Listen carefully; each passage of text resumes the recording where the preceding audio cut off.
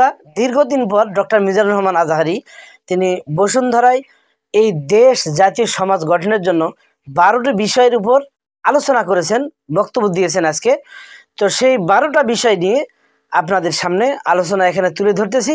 যদি এই 12টা বিষয় আমরা সুন্দরভাবে বুঝতে পারি এবং শুনি, অবশ্যই আমাদের জীবন পরিবর্তন হয়ে যাবে ইনশাআল্লাহ তাআলা। এখানে বাড়তি অযথা কোনো কথা নেই। তো চলুন আমরা বক্তব্যটা শুনে আসি। নাহমাদুহু ওয়া নুসাল্লি আলা রাসূলিহিল কারীম, আম্মা বা'দু, ফাআউযু বিল্লাহি মিনাশ শাইতানির রাজীম, বিসমিল্লাহির রাহমানির রাহিম। ওয়া মা আতাকুমুর রাসূলু ফাখুযুহু ওয়া মা নাহাকুম আনহু ফান্তাহু ওয়াত্তাকুল্লাহা ইন্নাল্লাহা শাদীদুল ইকাব। সাদাকাল্লাহুল আযীম। রাব্বি ইশরাহ লি সাদরি ওয়া ইয়াসসির লি আমরি ওয়াহলুল উকদাতাম মিন লিসানি ইয়াফকাহু কওলি। গার্ডিয়ান রিসার্চ ফাউন্ডেশনের আয়োজনে ইন্টারন্যাশনাল কনভেনশন হল বসুন্ধরায় আজকের এই ইসলামিক কনফারেন্স 2025-এ যারা উপস্থিত হয়েছেন তাদের সবাইকে জানাচ্ছি আন্তরিক শুভেচ্ছা এবং অভিনন্দন। আহলান ওয়া সাহলান ওয়া মারহাবান বিকুম ফি হাযাল লিকা আত-তাইয়্যিব আল মুবারাক। আশা করছি আপনারা সবাই ভালো আছেন, সুস্থ আছেন, নিরাপদে আছেন এবং আল্লাহ তাআলার কাছে দোয়া করি এবং কামনা করি যে আল্লাহ তাআলা আপনাদের সবাইকে ভালো রাখুন, সুস্থ রাখুন, নিরাপদে রাখুন এবং ঈমানের সাথে রাখুন। আমরা শুরুতে আল্লাহ রাব্বুল ইজ্জা ওয়াল জালালের দরবারে লাখো কোটি শুকর এবং সুজুদ জ্ঞাপন করছি যে আল্লাহ তাআলা আমাদেরকে আজকে এরকম চমৎকার একটি পরিবেশে কিছু দিনই কথা শুনবার সুযোগ করে দিয়েছেন। আমরা সবাই পড়ছি কালিমাতুশ শুকর, আলহামদুলিল্লাহ। আল্লাহ তাআলার শুকরিয়া জ্ঞাপনের পাশাপাশি আমি আজকের এই প্রোগ্রামের অর্গানাইজিং কমিটি গার্ডিয়ান রিসার্চ ফাউন্ডেশনকে অন্তরের অন্তঃস্থল থেকে ধন্যবাদ জানাতে চাই, শুভেচ্ছা জানাতে চাই, যারা দীর্ঘদিন অনেক প্ল্যান প্রোগ্রাম করে আজকে এই চমৎকার প্রোগ্রামটির আয়োজন করেছেন। আজকের এই প্রোগ্রামে উপস্থিত আছেন বাংলাদেশের স্বনামধন্য শিক্ষাবিদ, চিন্তক, গবেষক, স্কলার্স, এন্টারপ্রেনার্স, ব্যবসায়ী, সাংবাদিক বন্ধুরা, মিডিয়া কর্মী, ভলান্টিয়ার্স।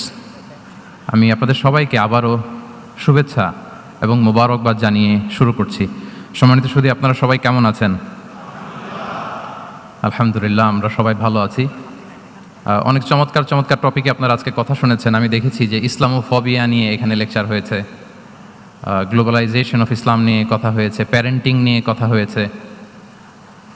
বাংলাদেশের অনেক বিশ্ববিদ্যালয়ের ভাইস চ্যান্সেলর যারা ওনারা এখানে আছেন, অনেক আলেম ওলামারা আছেন, আমাদের উস্তাদ সমতুল্য অনেক আসাতেজায়ে কেরাম অতিথিদের সারিতে বসে আছেন। আমি এখানে সর্বশেষ অধিবেশনের কথা না বলে ওনাদের মুখ থেকে কথা শুনতে পারলেই হয়তো আমরা আরও অনেক কিছু শিখতে পারতাম। তারপরেও যেহেতু প্রোগ্রামের ডেকোরাম অনুযায়ী একটা টপিকে আমাকে কিছু কথা বলবার সুযোগ করে দেওয়া হয়েছে, আমি অত্যন্ত সম্মানিত বোধ করছি যে এরকম একটি প্রোগ্রামে আমি কিছু কথা বলবার সুযোগ পাচ্ছি। আমাদের হলরুমের একেবারে পেছনে উপরের গ্যালারিতে আমাদের বোনেরা এবং কচিকাচা সোনামণির যারা এসছে তাদেরকেও শুভেচ্ছা জানিয়ে শুরু করছি। সম্মানিত সুধী, আমি অনেককে দেখতে পাচ্ছি মোবাইল দিয়ে আপনারা ভিডিও ধারণ করছেন। আপনাদের অনেক কষ্ট হচ্ছে, আমি বুঝতে পারছি। তো আমি চাই না যে আপনারা এই কষ্টটুকু কন্টিনিউ করেন। আমি বিনীতভাবে বলবো যে মোবাইলগুলো আমরা সবাই পকেটে রাখি। Mobile should be in pocket, শুরু থেকে শেষ পর্যন্ত সবাই। আসলে এরকম ইনডোর সেশনে কথা বলার সুযোগ আমাদের খুব হয় না। দেশের বাইরে আমার কিছু এক্সপিরিয়েন্স আছে, দেশে আমরা শুরু করছি ধাপে ধাপে। তো এই যে দিনী হালাকাগুলোতে 1-to-1 ব্রেন টু ব্রেন কানেক্টিভিটিতে বেশি ফায়দা হয়। এই ইন্টারেকশনে অনেক কিছু শেখা যায়, জানা যায়। মোবাইলের স্ক্রিনে তো সবসময় দেখা যায়, ইউটিউবে সার্চ দিলেই যে কোনো বক্তার আলোচনা আমরা চাইলেই শুনতে পারি। কিন্তু যখন আমরা সরাসরি ইন্টারেকশন করব, eye to eye, brain to brain, তখন আমার মনে হয় মোবাইলগুলো ব্যবহার না করে আমরা যদি সরাসরি নিজেরা কানেক্টিভিটি বাড়াই, ইন্টারেক্ট করি, এটা বেশি ভালো হয়। এজন্য শুরুতেই আমি অত্যন্ত বিনয়ের সাথে অনুরোধ করে রাখবো, সবাই আমরা মোবাইলগুলো পকেটে রাখি। ভিডিও ধারণ করবার প্রয়োজন হলে এখানে অথরাইজড মিডিয়ার লোকজন আছেন। 21 টিভি এটা লাইভ কভার করছে। আরও আমাদের অথরাইজড কিছু ভাইরা এখানে স্টিল পিকচার নেয়া, তারপর সংবাদ চ্যানেলের জন্য ভিডিও নেয়া, এটা করছে।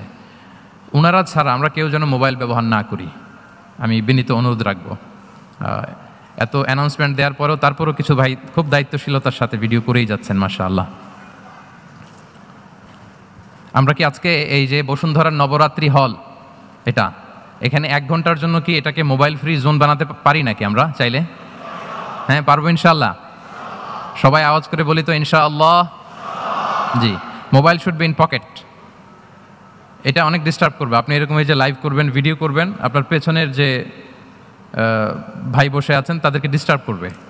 বরং আপনি আমার দিকে তাকান। আর আমাকে আলহামদুলিল্লাহ বেশ লম্বা সময় দেওয়া হয়েছে। আর আপনারা এখানে সবাই খুব ব্যস্ত, আপনাদের ব্যস্ততা মুখর মূল্যবান সময়গুলো থেকে স্যাক্রিফাইস করে আপনারা এসছেন। ঘণ্টাখানিক যদি আমরা একটা টপিকের উপর কথা বলি, আমার মনে হয় আমরা 1-to-1 কানেক্টিভিটি করি। মাশাআল্লাহ, এই তো সবাই মোবাইল পকেটে রেখে দিয়েছেন। মাশাআল্লাহ, তাবারাকাল্লাহ, আলহামদুলিল্লাহ। আমি হলের মধ্যে কোনো মুভমেন্ট যাতে না হয়, কারণ যখন আলোচনায় ঢুকে যাব আমি চাইবো যে টপিকটা শুরু করে দিয়ে শেষ করে দিতে। এই যে মাঝখান দিয়ে ওঠা বসা, হাঁটা চলা, no movement is allowed in the hall room. I request again, আমি আবারও বলছি, আমরা যেন কোনো চলাফেরা মুভমেন্ট না করি হলের মাঝখানে। সবাই বসে যাই মেহেরবানি করে। যারা ভিডিও ধারণ করছেন শুধু ওনারাই মুভমেন্ট করবে ইনশাআল্লাহ বিইذনিল্লাহ। সবাই বসে যাই।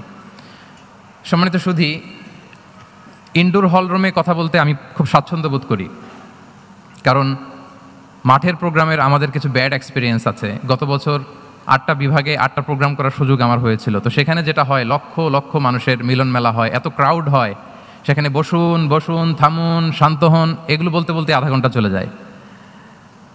কিন্তু ইনডোর প্রোগ্রামে আলহামদুলিল্লাহ সবাই খুব মনোযোগ দিয়ে একটা সুন্দর পরিবেশে কথা শুনবার সুযোগ হয়। সো এই যে পুরো এনভায়রনমেন্ট, এটাকে আমরা যেন কাজে লাগাই।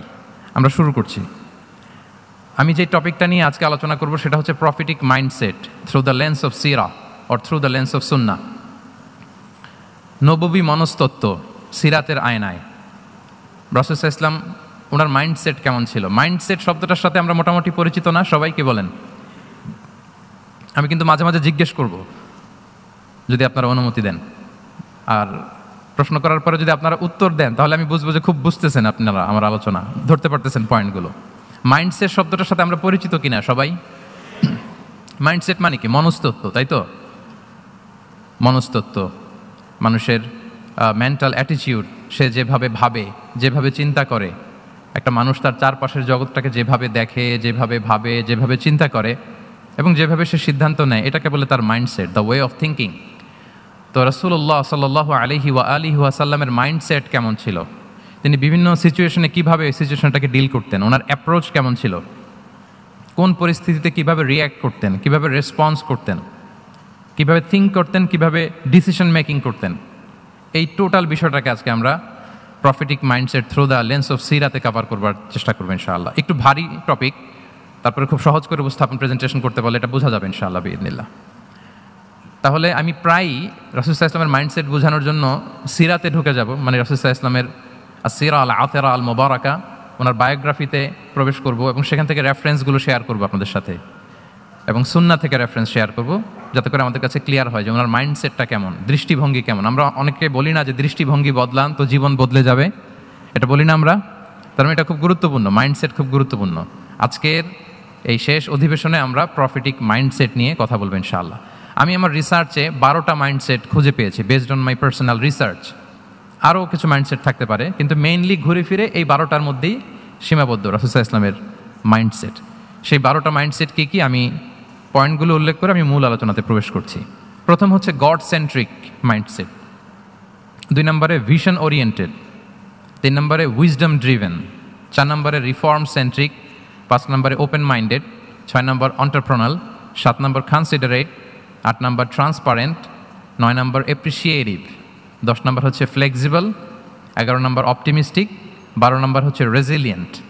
এই 10টা mindset based on my research, আমার ক্ষুদ্র গবেষণায় আমি খুঁজে পেয়েছি যে রাসূল সাল্লাল্লাহু আলাইহি ওয়াসাল্লাম এই ধরনের মানসিকতার অধিকারী ছিলেন, এই অ্যাপ্রোচের অধিকারী ছিলেন। তো এই 12টা পয়েন্টে যদি 5 মিনিট করেও কথা বলি তাহলে 5-12 প্রায় 60 মিনিট, 1 ঘন্টা। তো আপনাদের কি ধৈর্য কুলাবে 1 ঘন্টা সময় ব্যয় করা? আল্লাহু আকবার, মাশাআল্লাহ, তাবারাকাল্লাহ। তো আমরা শুরু করি, দেখি কতটুকু আপনারা এনজয় করেন। প্রথম যেই মাইন্ডসেটটা নিয়ে আমরা আলোচনা করব সেটা হচ্ছে গড সেন্ট্রিক মাইন্ডসেট বা আল্লাহ সেন্ট্রিক মাইন্ডসেট। অর্থাৎ রাসূল সাল্লাল্লাহু আলাইহি ওয়াসাল্লাম যে কোনো কাজে তিনি আল্লাহ তাআলাকে ফিল করতেন, আল্লাহ তাআলাকে তিনি অনুভব করতেন, ফিল করতেন। সব কিছু ছিল আল্লাহ তাআলা কেন্দ্রিক। যাই তিনি করতেন না কেন, একজন মহান সত্তার সন্তুষ্টির জন্যই তিনি সেটা করতেন। তিনি কে? আওয়াজ করে বলুন, তিনি কে? আল্লাহ সুবহানাহু ওয়া তাআলা।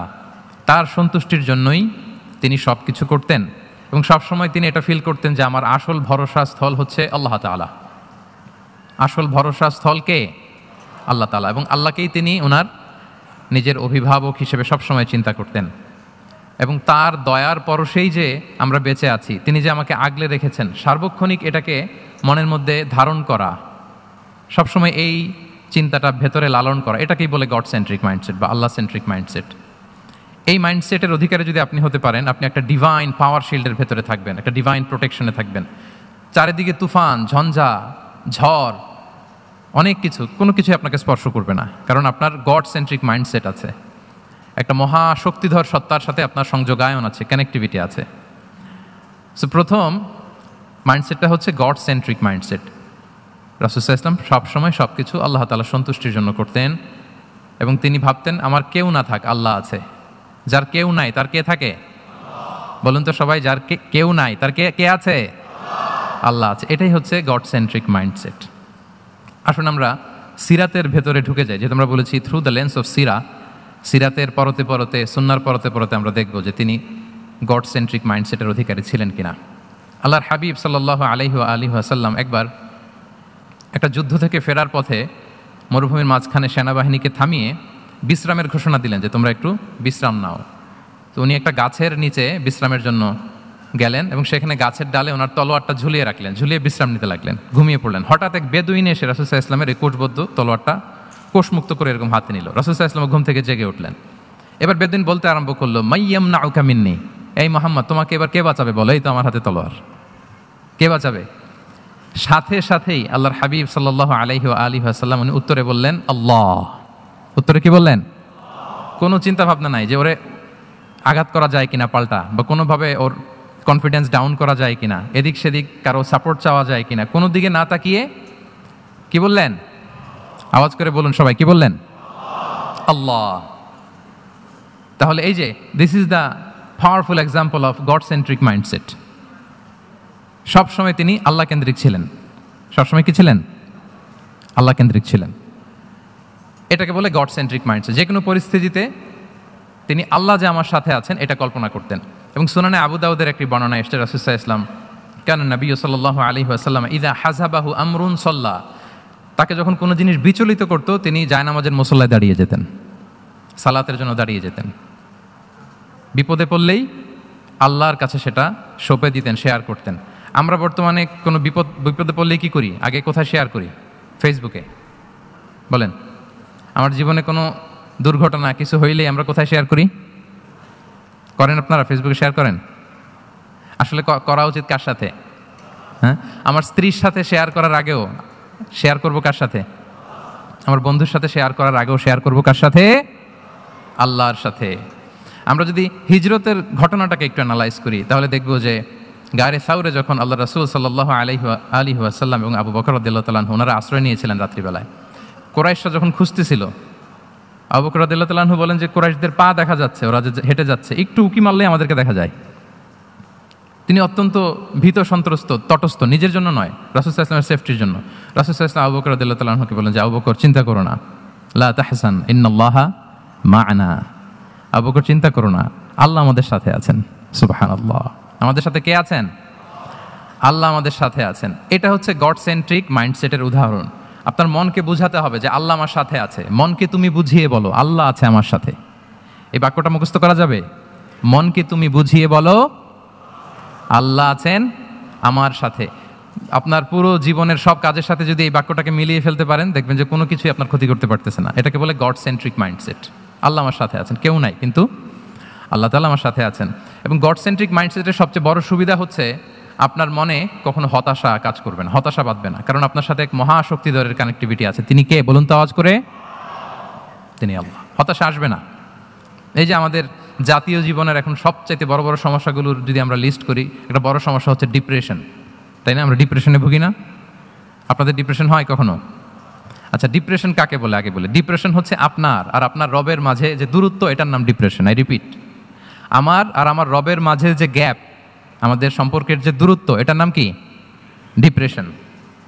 আপনি যত আল্লাহর সাথে সম্পর্ক জোরদার করতে পারবেন, ডিপ্রেশন আপনার থেকে দৌড়ে পালাবে। এজন্য আমাদের বিশ্বাসীদের জীবনে কোনো ডিপ্রেশন নাই, আছে?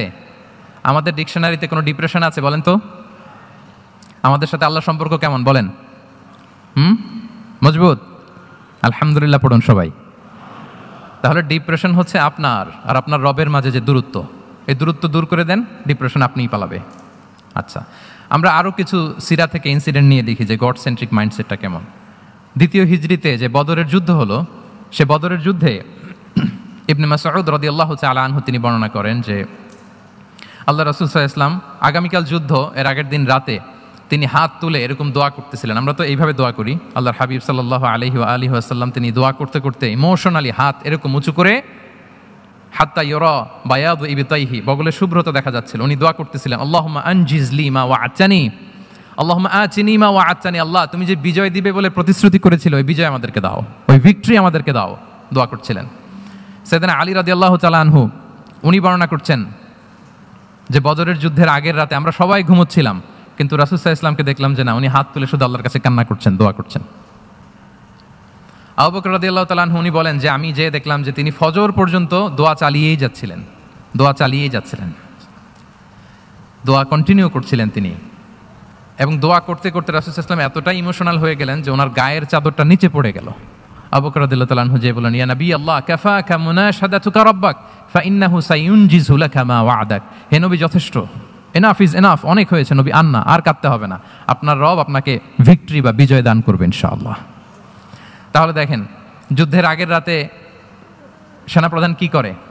এই কৌশল ওই কৌশল, কোন দিক দিয়ে অ্যাটাক করা যাবে, ওয়ার স্ট্র্যাটেজি ঠিক করে, তার সাথে যারা আছে তাদের সাথে পরামর্শ করে। কিন্তু রাসূল সাল্লাল্লাহু আলাইহি ওয়াসাল্লাম সব কিছু সেট করে দিয়ে কার সাথে কানেক্টিভিটি করেছেন বলুন তো? আল্লাহর সাথে। This is called God centric mindset, আল্লাহ সেন্ট্রিক মাইন্ডসেট। আমার হৃদয়টা সবসময় কার সাথে জুড়ে থাকবে? আল্লাহর সাথে, কারণ উনি ছাড়া আমার কোনো ঠিকানাই নাই। এই যে একটা নাশিদ বাংলাদেশে আমি শুনেছিলাম, তুমি ছাড়া প্রভু আমি, শুনেছেন আপনারা? ঠিকানাবিহীন। এটাও মনে রাখতে হবে। মনকে তুমি বুঝিয়ে বলো আল্লাহ আছে আমার সাথে, এটাও যেমনি আমরা মনে রাখবো, এই বাক্যটা মনে রাখতে হবে যে প্রভু তুমি ছাড়া আমি, হ্যাঁ বলতে চান না কেন? তুমি ছাড়া আমি ঠিকানাবিহীন, উনি ছাড়া আমার কোনো ঠিকানাই নাই। তাহলে এই মেন্টালিটি যদি আমরা ধারণ করতে পারি, এটাকে বলে গড সেন্ট্রিক মাইন্ডসেট। তাহলে রাসূলুল্লাহ সাল্লাল্লাহু আলাইহি ওয়াসাল্লামের যে 12টা মাইন্ডসেটের কথা আমরা বলেছি, তার প্রথমটা হচ্ছে গড সেন্ট্রিক। প্রথমটা কি?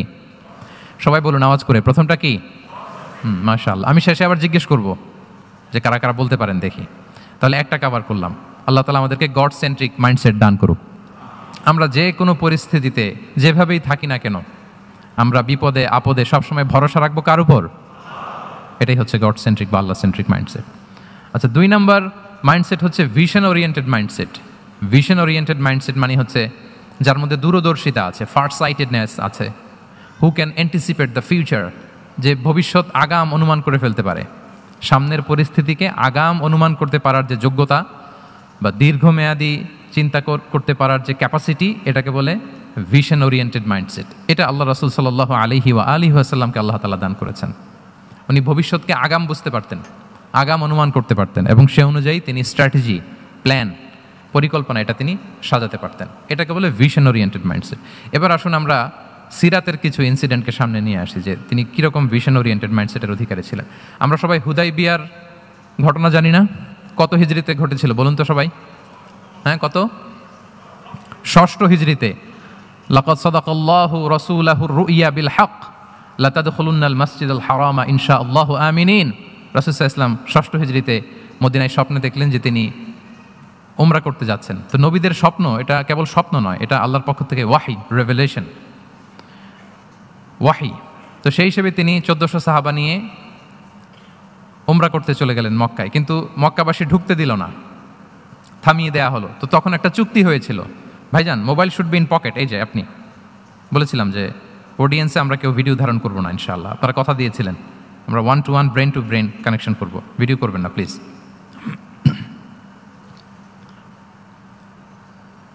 তাহলে উমরা করতে গেলেন 1400 সাহাবী। 1400 সাহাবী যখন উমরা করতে গেলেন, উমরা করতে দেয়া হলো না। তখন একটা চুক্তি করা হলো। ওই চুক্তিতে বলা হলো, রাসূল সাল্লাল্লাহু আলাইহি ওয়াসাল্লাম লিখতে বললেন যে লিখো মিন মুহাম্মদ রাসূলুল্লাহ আল্লাহ রসুল মোহাম্মদের পক্ষ থেকে কোরাইশদের সাথে এই চুক্তি। কোরাইশরা আপত্তি করলো যে না, শুধু মোহাম্মদ লেখা যাবে, রসুলুল্লাহ লেখা যাবে না, কারণ তুমি যে রসুলুল্লাহ, আল্লাহ রসুল, এটা যদি আমরা মেনে নেই তাহলে তোমার সাথে আর আমাদের দ্বন্দ্ব কিসের, আমরা তো ভাই ভাই হয়ে গেলাম, রসুলুল্লাহ কাটো। সাহাবারা কেউ রাজি হয় না, বিশেষ করে ওমরে ফারুক রাদিয়াল্লাহু তাআলা, উনি রাজি হয় না, না না এটা কাটা যাবে না। রাসূল সাল্লাল্লাহু আলাইহি ওয়াসাল্লাম অনেক বলে কয়ে বুঝালেন যে না, দীর্ঘমেয়াদী চিন্তা করতে গেলে আমাদের এখন একটা শান্তি চুক্তির দরকার আছে, যাতে করে আমরা আমাদের গ্লোবাল নেভিগেশন সিস্টেম, দাওয়া সিস্টেমকে আরও স্ট্রং করতে পারি। অনেক বলে কয়ে রাসূলুল্লাহ কাটা হলো। এরপর তারা বলে চুক্তিতে লিখো যে এই বছর উমরা করতে দেওয়া হবে না, এই বছর ফিরে যাবেন আপনারা সবাই। এটাও সাহাবারা রাজি হয় না, আল্লাহ রাসূল সাল্লাল্লাহু আলাইহি ওয়াসাল্লাম রাজি হলেন। আবার আরেকটা ক্লোজে লেখা হলো যে আগামী বছর আসলেও 3 দিনের বেশি থাকা যাবে না, সেটাও রাজি হয়ে গেল। রাসূল সাল্লাল্লাহু আলাইহি ওয়াসাল্লাম, সাহাবারা রাজি হচ্ছেন না। এরপর মক্কা থেকে কোনো লোক মদিনায় গেলে মদিনাবাসী তাকে রাখতে পারবে না, ফেরত দিতে হবে। কিন্তু মদিনা থেকে কোনো লোক মক্কায় আসলে মক্কাবাসী তাকে ফেরত দিতে বাধ্য থাকবে না। দেখেন, একটার পর একটা মুসলমানদের বিরুদ্ধে সব ক্লোজ যাচ্ছে, কোনো সাহাবীরাই রাজি হচ্ছেন না। কিন্তু আল্লাহ রাসূল সাল্লাল্লাহু আলাইহি ওয়া আলিহি ওয়াসাল্লাম তিনি বললেন যে না, লিখো লিখো। উমর ফারুক রাদিয়াল্লাহু তাআলা আনহু এতটাই রাগান্বিত হলেন, তিনি প্রশ্ন করলেন, ইয়া রাসূলুল্লাহ, আলাইসা আনতা নাবিয়্যুন হক? আপনি এই যে কম্প্রোমাইজের পর কম্প্রোমাইজ করে যাচ্ছেন, আপনি কি সত্য নবী নন, সত্য রাসূল নন? আলাসনা আলা দীনিন হক, আমরা কি সত্যের উপর প্রতিষ্ঠিত নই? আলাইসাল কুরআনু কিতাবুন হক, তো সব যদি সত্য হয় আপনি কেন এগুলো মানছেন? রাসূল সাল্লাল্লাহু আলাইহি ওয়াসাল্লাম বললেন যে ওমর, তুমি বাদ সেদো না, মেনে নাও। মেনে নিলেন, এবং এই মেনে নেওয়াটাকে আল্লাহ ভিক্টরি বলে ঘোষণা দিলেন, বিজয় বলে। আল্লাহু আকবার। ইন্না ফাতাহনা লাকা ফাতহাম মুবিনা। এবং হুদাইবিয়ার এই সন্ধি থেকেই বেসিকলি মক্কা বিজয় ওইদিকে ত্বরান্বিত হয়েছে গতি প্রবাহটা। কারণ রাসূল সাল্লাল্লাহু আলাইহি ওয়াসাল্লাম অনেক দূর দেখেছেন, সাহাবারাই সামনের কিছু বিষয়ে তারা খেয়াল করছেন, কিন্তু রাসূলুল্লাহ সাল্লাল্লাহু আলাইহি ওয়া আলিহি ওয়াসাল্লাম তিনি অনেক দূর দেখতে পাচ্ছেন। আচ্ছা বলেন, 3 তলার উপর থেকে একজন একটা ভিউ দেখতে পায়, আর 30 তলা উপর থেকে আরেকজন একটা কন্ডোমিনিয়ামের উপর থেকে একটা পানোরামিক ভিউ দেখতে পায়। দুইজনের ভিউ দেখা কি একরকম হয়? বলেন, একরকম হবে? কখনোই হবে না। তাহলে 30 তলার উপর থেকে যিনি দেখবে তিনি একটা পানোরামিক ভিউ দেখবে, দ্য টোটাল সিনারিও তার কাছে ক্রিস্টাল ক্লিয়ার হবে, যেটা সাহাবা রিদওয়ানুল্লাহি তাআলা আলাইহিম আজমাইন ওনাদের কাছে ক্লিয়ার ছিল না। এবং ঠিকই এই যে এটা তো বেশি দিন স্থায়ীও হয়নি, 6ষ্ঠ হিজরি থেকে 8ম হিজরি, মাত্র 3 বছরের ব্যবধানে রাসূল সাল্লাল্লাহু আলাইহি ওয়াসাল্লাম যত রিজিওনাল সুপার পাওয়ার ছিল, ওয়ার্ল্ড সুপার পাওয়ার ছিল, পার্সিয়ান এম্পায়ার, তারপর Roman empire, Byzantine empire, Egyptian empire, সব এম্পায়ারদের কাছে চিঠি পাঠিয়েছেন, সালামুন আলা মান ইত্তাবা আল হুদা আসলিম তাসলাম। এবং ইসলামের এক্সপান্ড হয়েছে, ওনার গ্লোবাল নেভিগেশন সিস্টেম উনি চালু করেছেন। এর কারণ কি? উনি ছিলেন ভিশন ওরিয়েন্টেড মাইন্ডসেটের অধিকারী, দূরদর্শী, অনেক দূর দেখতে পেতেন, অনেক দূর তিনি দেখতে পেতেন, দীর্ঘমেয়াদী তিনি পরিকল্পনা করতে পারতেন। এটা হচ্ছে ভিশন ওরিয়েন্টেড মাইন্ডসেট যারা হয় তাদের ক্যারেক্টারিস্টিক্স বা ফিচার। আরও একটা উদাহরণ দেই, আপনারা কি বলতে পারেন যে আবিসিনিয়াতে নবুয়তি কত সালে সাহাবারা হিজরতে গিয়েছিল? বলতে পারবেন কেউ? হ্যাঁ, নবুয়তি কত সালে? 5ম সালে। হ্যাঁ, নবুয়তি 5ম বছর ওনারা আবিসিনিয়াতে, বর্তমানে যেটা ইথিওপিয়া বা ইরিত্রিয়া, সেখানে সাহাবারা হিজরতে গিয়েছিলেন। এবং আবিসিনিয়াতে এই যে হিজরতে গেল, তারা সবাই মিলে ফিরে এসেছিল মদিনায় কবে? এটা কি কেউ জানেন? যদি কেউ জানেন হাত তুলে আওয়াজ করে একটু বলতে হবে, একটু ইন্টারেক্টিভ সেশন হোক দেখি। আবিসিনিয়ায় যারা হিজরতে গিয়েছিলেন সব শেষে দল বল সহ সবাই পার্মানেন্টলি মদিনায় শিফট করেছেন কবে? জি, আল্লাহু আকবার, মাশাআল্লাহ মাশাআল্লাহ। বসুন। খায়বার বিজয়ের দিন এসেছিলেন। আবিসিনিয়াতে যারা হিজরতে গিয়েছিলেন তারা মদিনায় ব্যাগ এন্ড ব্যাগেজ সব কিছু নিয়ে খায়বার বিজয়ের সময়, মানে 7ম হিজরিতে এসেছিলেন। তো রাসূল সাল্লাল্লাহু আলাইহি ওয়াসাল্লাম যখন মক্কা থেকে মদিনায় হিজরত করলেন, সব সাহাবারা মদিনায় চলে আসছেন। মদিনায় এখন একটা ইসলামিক সোসাইটি, ইসলামিক স্টেট। বদরের যুদ্ধে মুসলমানদের বিজয়, খন্দকে বিজয়, খন্দক তো 5মে, তারপরে ওনারা কেন আসে না বলেন তো? আসেনি। 7ম হিজরিতে এসেছেন জাফর রাদিয়াল্লাহু তাআলা আনহুর নেতৃত্বে, সাইয়েদনা আলী রাদিয়াল্লাহু তাআলা আনহুর আপন ভাই, বড় ভাই, ওনার নেতৃত্বে যখন 7ম হিজরিতে প্রায় ওখানে যাওয়ার 15 বছর পর যখন তারা সবাই ফিরলেন, রাসূল সাল্লাল্লাহু আলাইহি ওয়াসাল্লাম এত খুশি হলেন, তিনি বললেন, মা আদরি বিআইয়িহিমা আনা আফরাহ বিফাতহি খাইবার আও বিকুদুমি জাফর। আমি কোনটাতে বেশি খুশি আজকে আমি জানি না, খায়বার বিজয়ে বেশি খুশি না আমার ভাই জাফরকে পেয়ে বেশি খুশি। আল্লাহু আকবার, এত খুশি হয়েছিলেন। তো এখন এমনি তো মনে প্রশ্ন জাগে যে রাসূল সাল্লাল্লাহু আলাইহি ওয়াসাল্লাম যখন মদিনায় চলে আসলেন, কোরআনের আয়াতগুলো নাজিল হয়, সালাত ফরজ হলো, যাকাত আসলো, সব হলো, একটার পর একটা হচ্ছে, ইসলামিক স্টেট, তো ওনারাই কেন আবিসিনিয়াতে পড়ে আছেন? প্রশ্ন জাগে না? ওই সময় একটা ক্রাইসিস মোমেন্ট ছিল, তখন ওনারা গিয়েছিল আবিসিনিয়াতে, কিন্তু আসে না কেন? ওনারা এসেছেন 7ম হিজরিতে। এর কারণ আবিসিনিয়ায় কিছু মুসলিমদেরকে রেখে দেওয়া, এটা রাসূলুল্লাহ সাল্লাল্লাহু আলাইহি ওয়াসাল্লামের প্ল্যান বি ছিল। কি ছিল? Plan B. রাসূলুল্লাহ সাল্লাল্লাহু আলাইহি ওয়াসাল্লাম অপেক্ষা করছিলেন যে মদিনাকে প্রথমে ইন্টারনাল যত থ্রেট আছে এগুলো থেকে মুক্ত করতে হবে, এরপরে মদিনাকে যত এক্সটার্নাল থ্রেট আছে এগুলো থেকে মুক্ত করতে হবে। সব যখন মুক্ত করে উনি দেখলেন যে না, মদিনা সেফ জোন, এখন আর আলাদা একটা বেইজ, একটা এক্সট্রা সেফ জোন বা এডিশনাল বেইজ আমার কোথাও দরকার নাই, তখনই তিনি লোক পাঠালেন যে যাও, জাফরের নেতৃত্বে আবিসিনিয়ায় যারা হিজরত করেছে তারা সবাই মদিনায় চলে আসো। সুবহানাল্লাহ বিহামদি। তাহলে একটা প্ল্যানে কাজ করতেন না, আমরা তো এরকম করি, একটাই প্ল্যান। প্ল্যান কটা? এটা যদি ওয়ার্ক না করে শেষ, আমু নাই সালাও নাই। কিন্তু রাসূলুল্লাহ সাল্লাল্লাহু আলাইহি ওয়া আলিহি ওয়াসাল্লামের প্ল্যান এ ছিল, প্ল্যান বি ছিল, প্ল্যান সি ছিল। প্ল্যান এ ওয়ার্ক না করলে প্ল্যান বিতে যেতেন, বি ওয়ার্ক না করলে সিতে যেতেন, এইভাবে তিনি কাজ করতেন।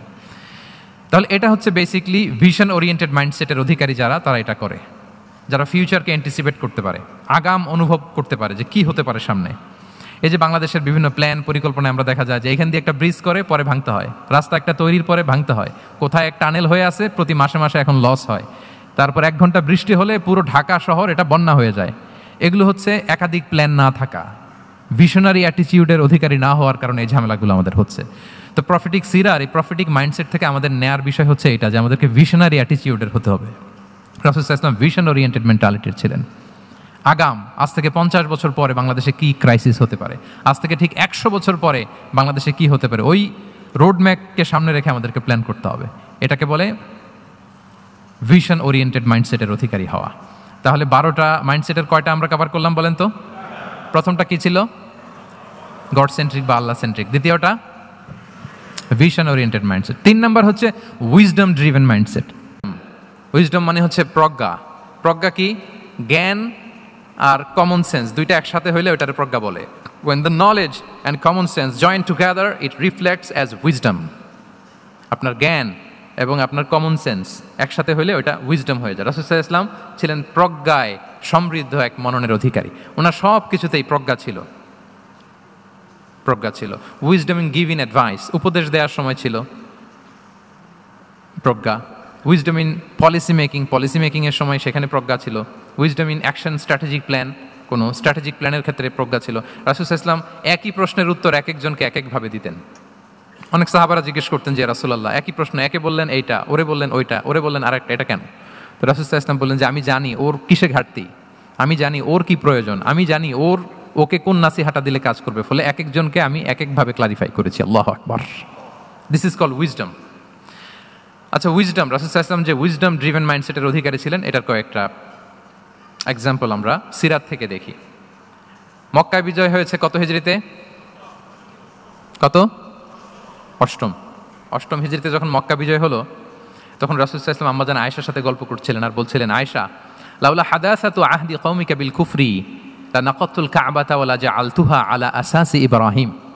আয়েশা, তোমার এই মক্কাবাসী, তোমার এলাকার লোকজন যদি একটা কেওস সৃষ্টি না করতো, তাহলে কাবার যে আসল শেপ, আমি ওই আসল শেপে এটাকে ফেরত নিতাম, কিন্তু নিতে গেলে এখন একটা ঝামেলা বাঁধবে, এজন্য নিব না। ব্যাপারটা হচ্ছে আমরা এখন যে কাবাটাকে দেখি এটা হচ্ছে স্কয়ার আকৃতির।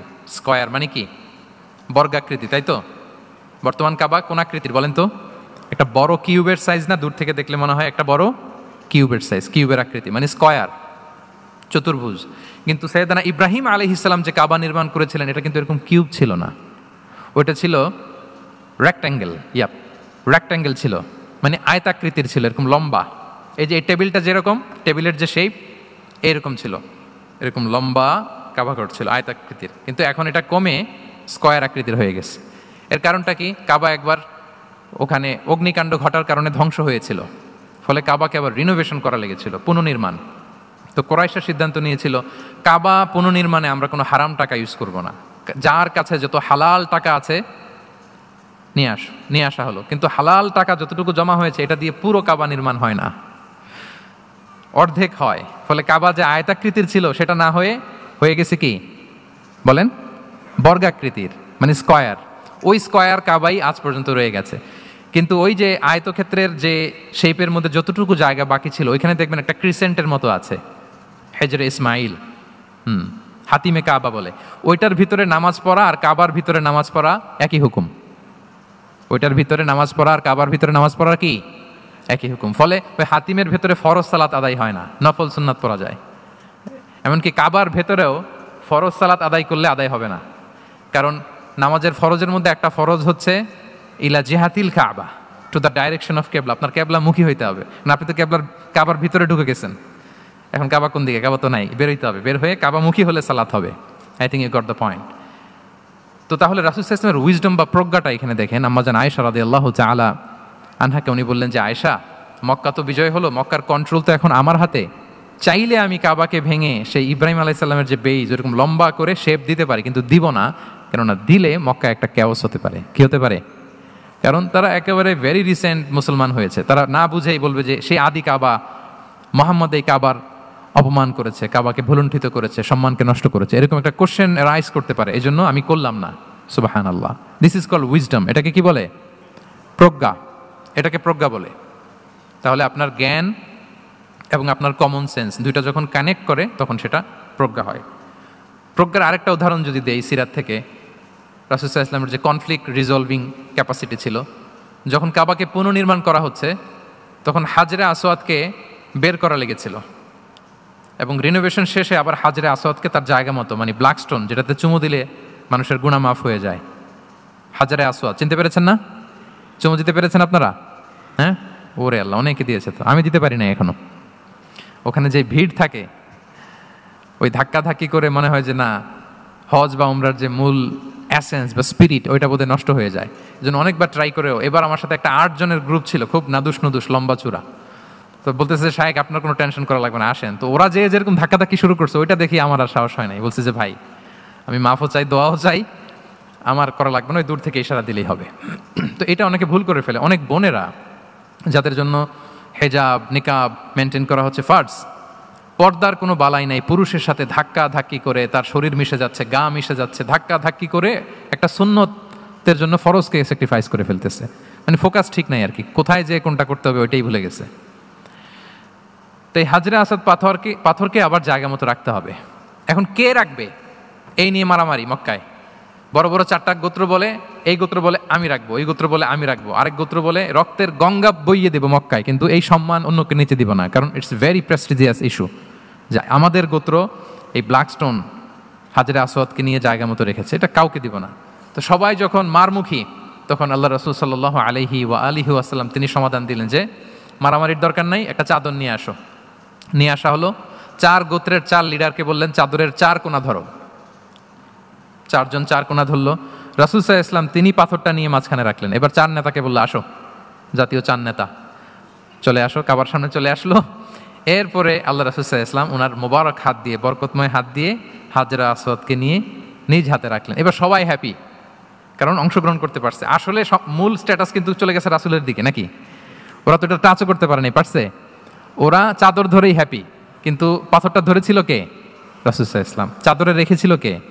রাসূল সাল্লাল্লাহু আলাইহি ওয়াসাল্লাম। চাদর থেকে নিয়ে আবার কাবা ঘরে সেট করেছিল কে? শহীদ হয়েছে রাসূলুল্লাহ সাল্লাল্লাহু আলাইহি ওয়া আলিহি ওয়াসাল্লাম। ওনাকে পাঠিয়েছেন। এভাবে উনি কনফ্লিক্ট, উনি আবু বকর রাদিয়াল্লাহু আনহু থ্রু হিজ উইজডম পাঠিয়েছেন, ওনার প্রজ্ঞার মধ্যে। ওমর ফারুককে, আমরা যদি তায়েফের ঘটনা দেখি, আলী রাদিয়াল্লাহু তাআলা আনহু কাউকে পাঠাইছেন?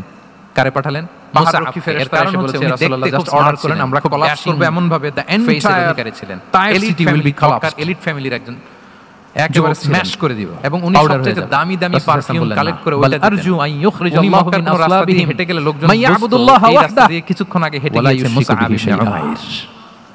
তিনি বললেন না, আমরা বাংলায় বলি না যে আগে দর্শনদারি, ওদেরকে ধ্বংস করলে লা ইলাহা পড়বে কে? এই কথাটার সাথে পরিচিত আপনারা? আগে কি উইজডম ড্রিভেন ছিলেন পরে উনি বলেন যে আমি আল্লাহ তাআলা এক একজনকে আমাদেরকে এক এক অবয়বে সৃষ্টি করেছেন, ওরা আমাকে প্রত্যাখ্যান করেছে, কিন্তু ওদের যে নেক্সট জেনারেশন ওরা সাক্ষী দেবে আশহাদু আল্লাহ ইলাহা ইল্লাল্লাহ, দ্য ডিজাইনার, মায়ের গর্ভে থাকতেই আমাদের তাই হয়েছে। এখন তায়েফে যান, কার স্কিন কালার থেকে আল্লাহ কে কিরকম ভনিতে মুখরিত তায়েফ, সব ফিক্স তিনি ঠিক করে দিয়েছেন। এত চমৎকার শহর, এটা একটা টুরিস্ট ডেস্টিনেশন হয়ে গেছে সৌদি আরবিয়াতে। যারা যায় তায়েফের উইজডমের ব্যাপার হচ্ছে তিনি আবু বকর রাদিয়াল্লাহু তাআলা, ওমর রাদিয়াল্লাহু তাআলা, ওসমান, কাউকে চুজ না করে কাকে পাঠালেন?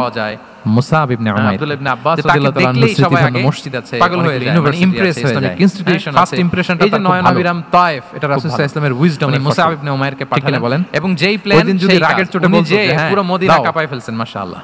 smash মদিনার করে দাও। ঘরে ঘরে উনি তাইলে ইসলামের বার্তা এই পৌঁছে যে দিয়েছেন। যারা শাহাদা পড়েছে এবং নও স্বয়ং মুসলিম হয়েছে, রাসূলুল্লাহ এটা কিন্তু ইসলামের আগে হতো না। তিনি মদিনাতে জুমার তাহলে নামাজ এটা হচ্ছে পড়েছিলেন। রাসূল ইসলামের কারণ জুমার প্রজ্ঞার বিধান আসছে, একটা কিন্তু উদাহরণ। মক্কা এমন একটা ল্যান্ড আরেকটা যেখানে উদাহরণ এখনো দেই। জুমা পড়া রাসূল আবশ্যক হয় না। যখন আকাবার আকাবার দিকে দ্বিতীয় শপথ করে ফেললেন, কুফর বেষ্টিত, তো রাসূল সাল্লাল্লাহু আলাইহি ইয়াসরিববাসীর লোক সাথে পাঠিয়েছেন মদিনা যে জুমার হয়নি। বিধান এসছে মুসাব, তখন মদিনাবাসী বলল যে রাসূলুল্লাহ তাদেরকে নিয়ে জুমা পড়ে আপনি তো ফেলো। এখনো তো হিজরত মুসাব করবেন না, রাদিয়াল্লাহু তো তাআলা আমাদেরকে কোরআন স্বয়ং রাসূলুল্লাহ সাল্লাল্লাহু আলাইহি ওয়াসাল্লামের আগে রাসূল সাল্লাল্লাহু আলাইহি ওয়াসাল্লামের পারমিশন নিয়ে মদিনাতে জুমা কায়েম করে ফেলছে। সুবহানাল্লাহ, তো আসতে বললে হবে? সুবহানাল্লাহি ওয়া বিহামদিহি। দেখেন, উইজডম ড্রিভেন পার্সোনালিটির অধিকারী ছিলেন, প্রজ্ঞার অধিকারী ছিলেন, অন্য কাউকে পাঠাননি। কাকে পাঠিয়েছেন? মুসাব ইবনে উমাইর। তাহলে উনি যেই কাজটাই করতেন, যেটা বলতেন, যেটাতে এঙ্গেজ হতেন, এর নেপথ্যে প্রজ্ঞা ছিল। কি ছিল ভাই?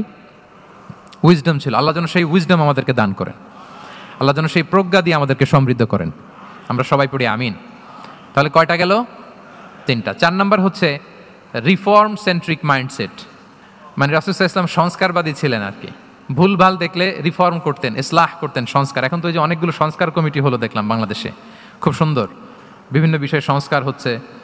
এবং স্বাধীনতার পরে আমাদের বয়স তো আর বেশি না, মানে সব দলের লোকেরা মিলে একসাথে এরকম বসা, এরপর রাষ্ট্রীয় ইস্যু নিয়ে ডিসকাস করা, এরপর মাঝে মাঝে আবার ওয়াক আউট করা, আবার একটু মিষ্টি ঝগড়া করা, আবার একটু ফান করা, এই সব কিছুর মধ্য দিয়ে জাতির জন্য ভাবা, নতুন নতুন চিন্তা প্রণয়ন। That's very good, I do appreciate, এটা দরকার। এমন বাংলাদেশই তো আমরা চেয়েছিলাম, ঠিক কিনা বলেন?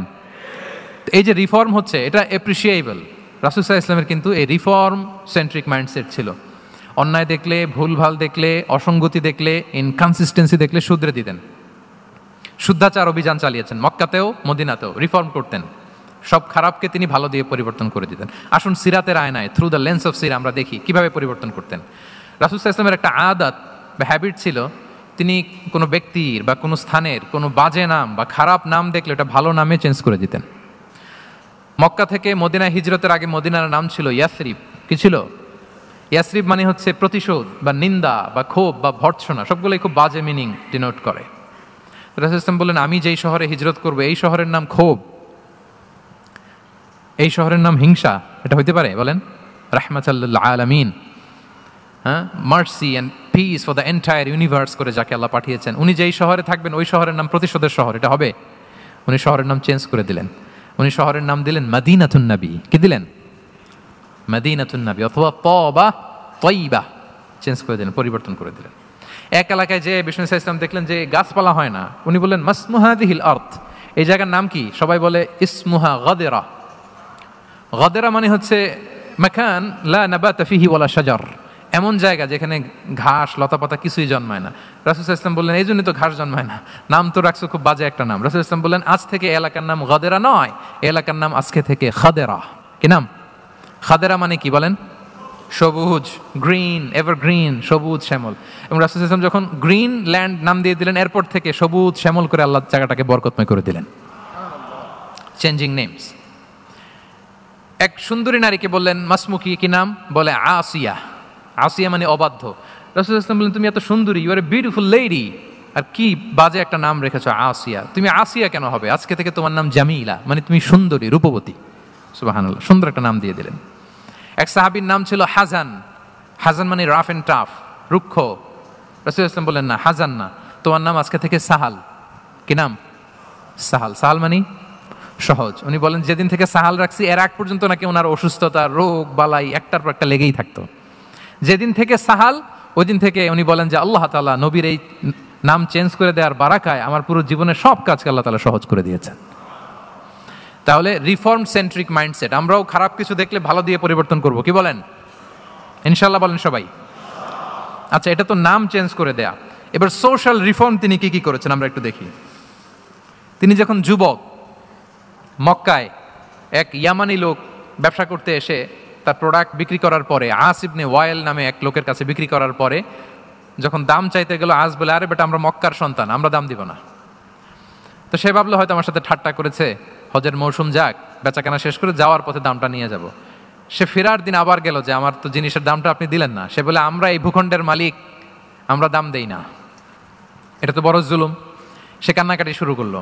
তার এই কান্নাকাটি দেখে আল্লাহ রাসূল সাল্লাল্লাহু আলাইহি ওয়াসাল্লাম, ওনার চাচা জুবাইর ইবনে আব্দুল মুত্তালিব সহ ইয়াং স্টার যারা আছে, দ্য ইয়ুথ অব মক্কা, তাদের সবাইকে নিয়ে একটা সোসাইটি করলেন। এই যে আমরা হালাফুল ফুদুলের নাম শুনি না, যেটা বাংলা আমরা কি বলি? হিলফুল ফুজুল। এই নামে তো অনেক সংগঠন আছে বাংলাদেশে, কি বলেন? যুবকরা কোনো সংগঠন করলে কমনলি এই নামটা পছন্দ করে, হিলফুল ফুজুল। আসলে এটার মূল নাম ছিল হালাফুল মুত্তাইয়িবিন। তিব মানে হচ্ছে রং। রাসূল সাল্লাল্লাহু আলাইহি ওয়াসাল্লাম সবাই মিলে, তখন জাহিলি যুগে একটা কালচার ছিল, বালতি ভর্তি রঙের ভেতরে হাত ঢুকিয়ে দিত, দিয়ে এই রং সমেত হাতটা তারা পাথরের মধ্যে লাগাতো, সবার হাত ওইখানে দিত, মানে আমরা হাতে হাত রেখে কমিটেড, আমরা ঐক্যবদ্ধ হলাম। সেখান থেকে হয়েছে হালাফুল মুত্তাইয়িবিন, থেকে হালাফুল ফুদুল। ওনারা বলল যে না, আমরা সবাই থাকবো মা আল মাজলুমি দিদ্দা যালিম, আমরা মজলুমের পক্ষে থাকবো, জালেমের বিপক্ষে থাকবো। এবং যেই প্রতিজ্ঞা ওই কাজ, সবাই মিলে আস ইবনে ওয়াইলকে ধরলো, তার কাছ থেকে টাকা আদায় করে ওই ইয়ামানি ব্যবসায়ীর কাছে পৌঁছে দিয়ে তিনি মাজলুমকে সহায়তা করেছেন। সুবহানাল্লাহ। এবং এই টেন্ডেন্সি, এই জুলুম, চাঁদাবাজি যেগুলো ছিল মক্কার জমিনে, রাসূল সাল্লাল্লাহু আলাইহি ওয়াসাল্লাম এই সোশ্যাল রিফর্মের মাধ্যমে এটাকে সংস্কার করেছেন। তাহলে এই যে রিফর্ম সেন্ট্রিক আমাদের হইতে হবে। আমাদের সমাজেও এখন চাঁদাবাজি আছে না নাই বলেন? খুন খারাপি আছে না নাই? সামাজিক অনাচার? তাহলে ঐক্যবদ্ধ হইতে হবে আমাদেরকে রিফর্মের জন্য। যুবক যারা আমরা আছি, যাদেরকে আল্লাহ আমাদের বলার সুযোগ দিয়েছে, লেখার সুযোগ দিয়েছে, ফিল্ডে কাজের সুযোগ দিয়েছে, আমরা সবসময় মাজলুমের পক্ষে থাকবো, আমরা সবসময় জালেমের বিপক্ষে থাকবো। আমাদের নীরবতা আর আমাদের নিশ্চুপ থাকাই জালিমদেরকে আরো বড় বড় জালিম বানিয়েছে। এজন্য নাহনু মাআল মাজলুম দিদ্দা যালিম, এটা হচ্ছে আমাদের স্লোগান। আমরা কাদের সাথে? মজলুমের সাথে। আওয়াজ করে বলেন, কার সাথে? ইত্তাকু দাওয়াতাল মাজলুম। রাসূল সাল্লাল্লাহু আলাইহি ওয়াসাল্লাম বলেন, তোমরা মাজলুমের কান্নাকে ভয় করো, কেননা মাজলুমের কান্না আর আল্লাহর মাঝে কোনো ফারাক থাকে না, কোনো পর্দা থাকে না, বদদোয়া করলেই কবুল হয়ে যায়। তাহলে এভাবে রাসূলুল্লাহ সাল্লাল্লাহু আলাইহি ওয়া আলিহি ওয়াসাল্লাম তিনি সোশ্যাল রিফর্ম করেছেন। আমরা যদি ওনার পলিটিক্যাল রিফর্মের দিকে তাকাই, তাহলে দেখব যে আমরা যদি কনস্টিটিউশন অফ মদিনার কথা বলি, মদিনার কনস্টিটিউশন, এটা কিন্তু রাসূল সাল্লাল্লাহু আলাইহি ওয়াসাল্লাম করেছেন। মদিনা চার্টার, এত চমৎকার চার্টার পৃথিবী আর দেখেনি। ওইটা থেকেই এখন সব গোটা বিশ্বের সংবিধান। এই যে আমাদের সংবিধান সংস্কার কমিশন আছে না একটা, নিশ্চয়ই তারা ওইটা থেকে অনেক বেনিফিটেড হতে পারবেন। আমাদের যে মদিনা চার্টার, রাসূল সাল্লাল্লাহু আলাইহি ওয়াসাল্লাম নিজে করা, এবং এটা একটা ইনক্লুসিভ চার্টার ছিল। মুসলিম, পেগানস, জুইশ, সব ধর্মের মানুষকে নিয়ে তিনি মদিনাতে ওয়ান উম্মা ঘোষণা দিয়েছিলেন। One Umma, we are one উম্মা। হোক তুমি পেগান মুশরিক, হোক তুমি জুইশ মানে ইহুদি, হোক তুমি মুসলিম, তুমি যেই ধর্মের হও না কেন, মদিনাকে রক্ষা করতে যে আমরা সবাই মিলে উম্মা ওয়াহেদা, আমরা সবাই মিলে কি উম্মা ওয়াহেদা। পৃথিবীর অনেক দেশ এই আইডিওলজিকে ধারণ করে হু হু করে এগিয়ে গিয়েছে। মালয়েশিয়াতে 3টা রেস, আমি তো প্রায় 1 যুগ ওখানে, আমার 2টা ডিগ্রি ওখান থেকে, মাস্টার্স পিএইচডি। সো আমি কাছ থেকে তাদেরকে দেখার সুযোগ পেয়েছি। ওখানে মালয়েরা আছে, তামিলরা আছে, চাইনিজরা আছে, 3 জাতি মিলে ওদের স্লোগান হচ্ছে সাতু মালয়েশিয়া। মালয় ভাষায় সাতু মানে হচ্ছে ওয়ান, মালয় ভাষায় সাতু মানে কি ওয়ান। সাতু মালয়েশিয়া মানে আমরা হতে পারি চাইনিজ, হতে পারি তামিল, কিংবা হতে পারি মালয় ভূমিপুত্রা, কিন্তু সবাই মিলে দেশের স্বার্থে আমরা সবাই কি এক। এটাই লাগবে আমাদের নতুন বাংলাদেশে। জুলাই আপরাইজিং এর পরে আমাদের এই ঐক্যবদ্ধ থাকার বাংলাদেশ আমরা চাই কি চাই না বলেন? সাম্রাজ্যবাদকে রুখে দিতে, যে কোনো ষড়যন্ত্রকে রুখে দিতে ঐক্যবদ্ধ থাকার কোনো বিকল্প নাই, ঠিক কিনা বলেন? ঐক্যবদ্ধ থাকতে হবে আমাদেরকে, যেটা রাসূলুল্লাহ সাল্লাল্লাহু আলাইহি ওয়া আলিহি ওয়াসাল্লাম মদিনা চার্টারে আমাদেরকে শিখিয়েছেন যে আমরা ওয়ান উম্মাহ। তাহলে খারাপ নাম দেখলে চেঞ্জ করতেন, সমাজে খারাপ কিছু দেখলে সংঘবদ্ধ হয়ে তার বিরুদ্ধে দাঁড়াতেন। পলিটিক্যাল রিফর্ম করেছেন ওয়ান উম্মাহ গঠনের মধ্য দিয়ে। ফিনান্সিয়াল রিফর্ম যদি বলি, শুধু financial reforms by prophet Muhammad peace be upon him, এটা নিয়ে লম্বা কথা বলা যেতে পারে। শুধু একটা উদাহরণ দিয়ে শেষ করি। বিদায় হজের ভাষণে উনি সুদকে চিরতরে কবরস্থ করেছেন, সুদকে চিরতরে কবরস্থ করেছেন, এবং এটা অন্যের জন্য না, নিজের ঘর দিয়ে শুরু করেছেন। উনি বলেছেন যে এই হানাহানি, রক্তপাত এটা বন্ধ, আমার গোত্রের একটা এরকম রক্তের দাবি আছে, এটা আমি শেষ ঘোষণা করলাম। এরপর বললেন যে সুদ কবর দিলাম, অন্য জায়গা থেকে না, আমার পরিবার থেকে। রাসূল সাল্লাল্লাহু আলাইহি ওয়াসাল্লামের চাচা স্বয়ং আব্বাস রাদিয়াল্লাহু তাআলা আনহুর অনেক সুদের ট্রানজ্যাকশন ছিল, ইন্টারেস্ট, সুদের ব্যবসা ছিল। রাসূল সাল্লাল্লাহু আলাইহি ওয়াসাল্লাম বলেন আজকে থেকে এই সুদ আমি চিরতরে মাটির নিচে কবর দিয়ে দিলাম। আল্লাহু আকবার। দেখেন সোশ্যাল রিফর্ম। তাহলে পরিবর্তন করতে হলে আগে নিজের ঘর থেকে, আগে কোত্থেকে? নাকি ওই ফ্যামিলি থেকে? হ্যাঁ, আমাদের মধ্যে যেটা হয়, আমরা ওয়াজ নসিহত বা ভালো কথা শুনলেই এটাকে ধরে নিই যে এটা ওর জন্য, ওর জন্য, মানে প্রত্যেকটা ওয়াজই যে আমার জন্য হইতে পারে, প্রত্যেকটা নসিহাতের যে প্রাইম অডিয়েন্স আমি হইতে পারি, এইটা আমাদের মাথায় কেন যেন আসে না। আমরা কোনো ভালো নসিহত শুনলে আমরা ভাবি এটা আসলে সমাজে দরকার, ওর দরকার, আমার ভাইয়ের দরকার, কিন্তু এটা যে আমার দরকার, প্রতিটা নসিহাতের প্রথম অডিয়েন্স হওয়া দরকার কে? আমি নিজে। তাহলে পরিবর্তন শুরু করতে হবে নিজ থেকে। ওর এই সমস্যা, ওর এই সমস্যা, ওর এটা, আরে মিয়া তোমার কি সমস্যা ওইটা বলো। শুধু ওর ওর না দেখে নিজেরটাও দেখতে হবে। দেখেন অন্যের দিকে এক আঙ্গুল দেখালে নিজের দিকে কয় আঙ্গুল যায় বলেন তো? এই যে নিজের দিকে কিন্তু 3টা। আমি যদি এরকম করি তা আমার দিকে আসে 3টা। এজন্য নিজ থেকে, নিজের ফ্যামিলি থেকে আমরা সংস্কার শুরু করব। কি বলেন?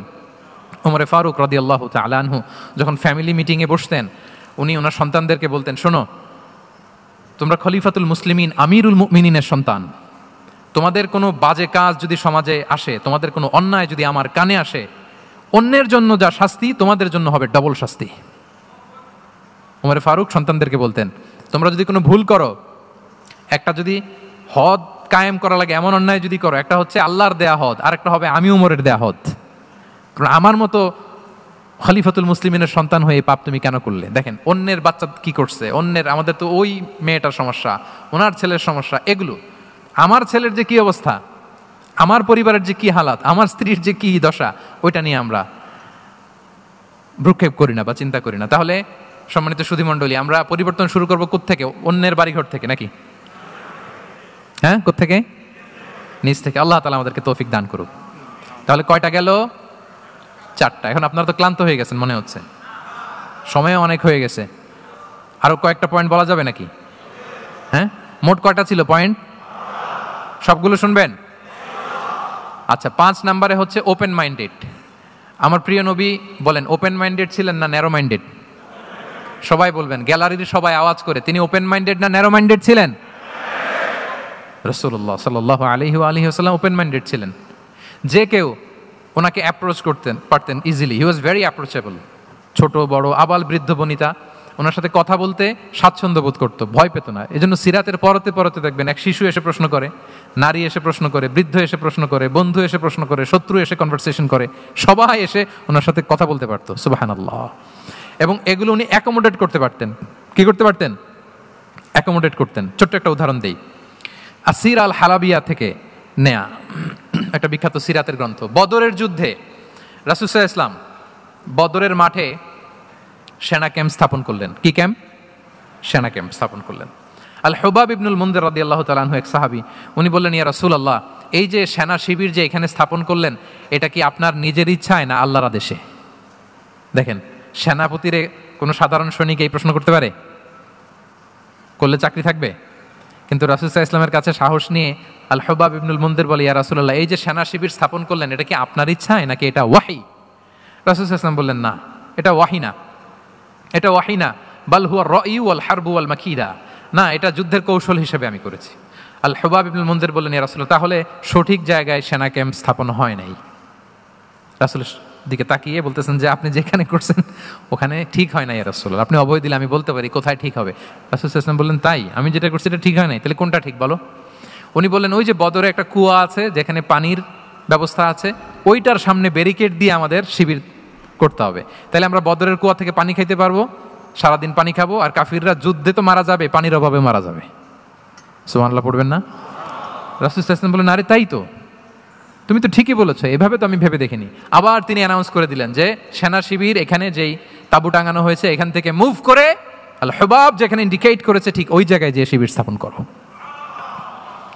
তাহলে আওয়াজ করে বলুন, ওপেন মাইন্ডেড না ন্যারো মাইন্ডেড? আমরা অনেক সময় আমাদের অধীনস্থদের কথা শুনতে চাই না। অনেক সময় অধীনস্থদের মাথা থেকেও দারুণ দারুণ দুর্দান্ত আইডিয়া চলে আসতে পারে। ইগনোর করবেন না সবসময়, আপনি দেখবেন যে তার কাছ থেকে ভালো আইডিয়া এসছে কিনা। তাহলে রাসূল সাল্লাল্লাহু আলাইহি ওয়াসাল্লাম এটাকে ইগনোর না করে অ্যাকোমোডেট করলেন। সুবহানাল্লাহ। খন্দক যুদ্ধের কথা যদি দেখি, পরীক্ষা খননের অ্যাডভাইস কে দিয়েছিল? মক্কার কোনো লোক? মদিনার? কে দিয়েছিল? সালমান আল ফারিসি। বাড়ি কোথায়? ইরান, পারস্য। হি ওয়াজ পার্সিয়ান বেসিকলি। তাহলে দেখেন, সেই পারস্য থেকে এসে বললেন যে এখানে পরীক্ষা খনন করলে ভালো হয়। 5.5 কিলোমিটার পরীক্ষা খনন করে ফেললেন। 4.5 মিটার প্রশস্ত, 3.5 মিটার হচ্ছে এটার ডেপথ। পুরো মদিনার সবাই মিলে এটা করে ফেললেন। তার মানে আমি সব বুঝি, আমি সব জানি, এই মেন্টালিটি থেকে আমাদের বেড়ে আসতে হবে। এটা হচ্ছে একটা ন্যারো মাইন্ডেড পার্সোনালিটির অধিকারী, যে আমি যেটা বলছি ওইটা, এটার পরে কোনো কথা নেই, এটা ভুল। বরং আমার টিমের মধ্যে থেকে যদি কোনো ভালো অপিনিয়ন আসে সেটা আমি রিভাইজ করব। কি বলেন, পারা যাবে না? তাহলে ওপেন মাইন্ডেড পার্সোনালিটি ছিলেন রাসূলুল্লাহ সাল্লাল্লাহু আলাইহি ওয়াসাল্লাম। 6 নম্বরে চলে যাই। 6 নম্বর মাইন্ডসেট হচ্ছে এন্টারপ্রেনাল মাইন্ডসেট। এন্টারপ্রেনাল, এখন তো এটা আপনারা সবাই খুব বেশি শোনেন, এন্টারপ্রেনারশিপ, এন্টারপ্রেনাল মাইন্ডসেট আসলে অনেক কিছুর সমন্বয় হয়। 1 নম্বর, যার প্রোঅ্যাক্টিভ অ্যাটিটিউড যাদের থাকে, solution focused not problem focused, problem সৃষ্টি হলে ওইদিকে ফোকাস না করে কীভাবে সলিউশন করা যায় ওইদিকে ফোকাস করতেন। এরপর যে হিউম্যান রিসোর্সের ভালো ম্যানেজ করতে পারে, রিসোর্স কম কিন্তু to take the best out of this resource. অনেকে দেখবেন যে ছোট্ট জিনিসকে অর্গানাইজ করে এত সুন্দর প্রেজেন্টেশন করে, আবার অনেকের অনেক আছে কিন্তু সেটাকে প্রেজেন্ট করতে পারে না, এরকম আছে না নাই? রাসূল সাল্লাল্লাহু আলাইহি ওয়াসাল্লাম অল্প রিসোর্স দিয়ে অনেক বড় কিছু অ্যারেঞ্জ করতে পারতেন, সুবহানাল্লাহ। এবং he was a very good talent hunter. রাসূল সাল্লাল্লাহু আলাইহি ওয়াসাল্লাম একজন চৌকস ট্যালেন্ট হান্টার ছিলেন। He was a very good observer. সাহাবীদের কার কি ট্যালেন্ট এটা তিনি নোট করতেন, যার যে দক্ষতা তাকে তার ওই দক্ষতা দিয়ে ইসলামের সেবা করতে উৎসাহ দিতেন। যখনই কোনো প্রতিভাবান সাহাবীকে তিনি দেখেছেন, তিনি ইসলামের জন্য সেই প্রতিভাকে কাজে লাগানোর চেষ্টা করেছেন। একজনকে দিয়ে সবটা করেননি। আমাদের সমাজে এই একটা ভুল ধারণা আছে, আমরা অনেকে একজনের কাছ থেকে সব কামনা করি। একজন সব করতে পারে না, পারে? যারা পারে ও কোনোটাই ভালোভাবে পারে না, সব পারে একটু একটু পারে। তো রাসূল সাল্লাল্লাহু আলাইহি ওয়াসাল্লাম ট্যালেন্ট হান্টার ছিলেন, যার যেখানে ট্যালেন্ট তাকে ওই কাজে লাগাতেন। বলেন তো খালিদ বিন ওয়ালিদ রাদিয়াল্লাহু তাআলা আনহুকে আল্লাহ রাসূল সাল্লাল্লাহু আলাইহি ওয়াসাল্লাম কি কাজে লাগিয়েছিলেন? অনেক পরে ইসলাম ধর্ম গ্রহণ করেছেন, কিন্তু যুদ্ধের অভিযানে পাঠিয়েছেন এবং পরবর্তীতে তিনি সেনাপ্রধান হয়েছিলেন মুসলিম ব্যাটালিয়নের। কারণ উনি ওয়ার স্ট্র্যাটেজি জানতেন। ওনার আক্রমণের কারণে তো উহুদের প্রান্তরে মুসলিমরা প্রায় নাস্তানাবুদ হওয়ার অবস্থা, তাই না? অনেক পরে আল্লাহ তাআলা ওনাকে ইসলামের জন্য কবুল করলেন। তাহলে উনি ওয়ার স্ট্র্যাটেজি জানতেন, ফলে রাসূল সাল্লাল্লাহু আলাইহি ওয়াসাল্লাম ওনাকে যুদ্ধের জন্য কাজে লাগিয়েছেন। তাহলে সবাইকে একটা দিলে হবে না, প্যারাসিটামল 3 বেলা সবার জন্য হবে নাকি যার যে রোগ সে অনুযায়ী প্রেসক্রিপশন? হ্যাঁ, খালিদ বিন ওয়ালিদ রাদিয়াল্লাহু তাআলা আনহু তিনি সমরবিদ ছিলেন, রণকৌশলী। ওনাকে বানিয়েছেন সেনাপ্রধান। আওয়াজ করে বলুন, কি প্রধান? উনি সেনাপ্রধান হয়েছিলেন। আচ্ছা, আপনারা হাসান বিন সাবিত রাদিয়াল্লাহু তাআলা আনহুর নাম শুনেছেন নিশ্চয়ই। ওনাকেও তো যুদ্ধের ময়দানে পাঠিয়েছেন না? ওনারা পাঠিয়েছেন। ওনারা দিয়ে কি করছেন বলেন? কবিতা লিখতেন। ওনার কাব্য প্রতিভা ছিল। উনি বেসিক্যালি যুদ্ধ করতে জানতেন না, এজন্য রাসূল সাল্লাল্লাহু আলাইহি ওয়াসাল্লাম যুদ্ধে ওনাকে পাঠাতেনও না। বিভিন্ন যুদ্ধে ওনাকে না পাঠিয়ে নারীদেরকে, মদিনার নারী শিশু ভালনারেবলস যারা আছে তাদেরকে দেখভাল করার জন্য মদিনায় উনি রেখে যেতেন, কারণ আল্লাহ তাআলা ওনাকে কাব্য প্রতিভা দিয়েছিলেন। ওনার এক এক কবিতা পড়লে গায়ের লোম খাড়া হয়ে যায়, you will have goosebumps, literally আপনার গায়ের পশম দাঁড়িয়ে যাবে। এবং উনি ওনার কবিতা দিয়ে মুসলিমদেরকে, সাহাবীদেরকে উজ্জীবিত করতেন।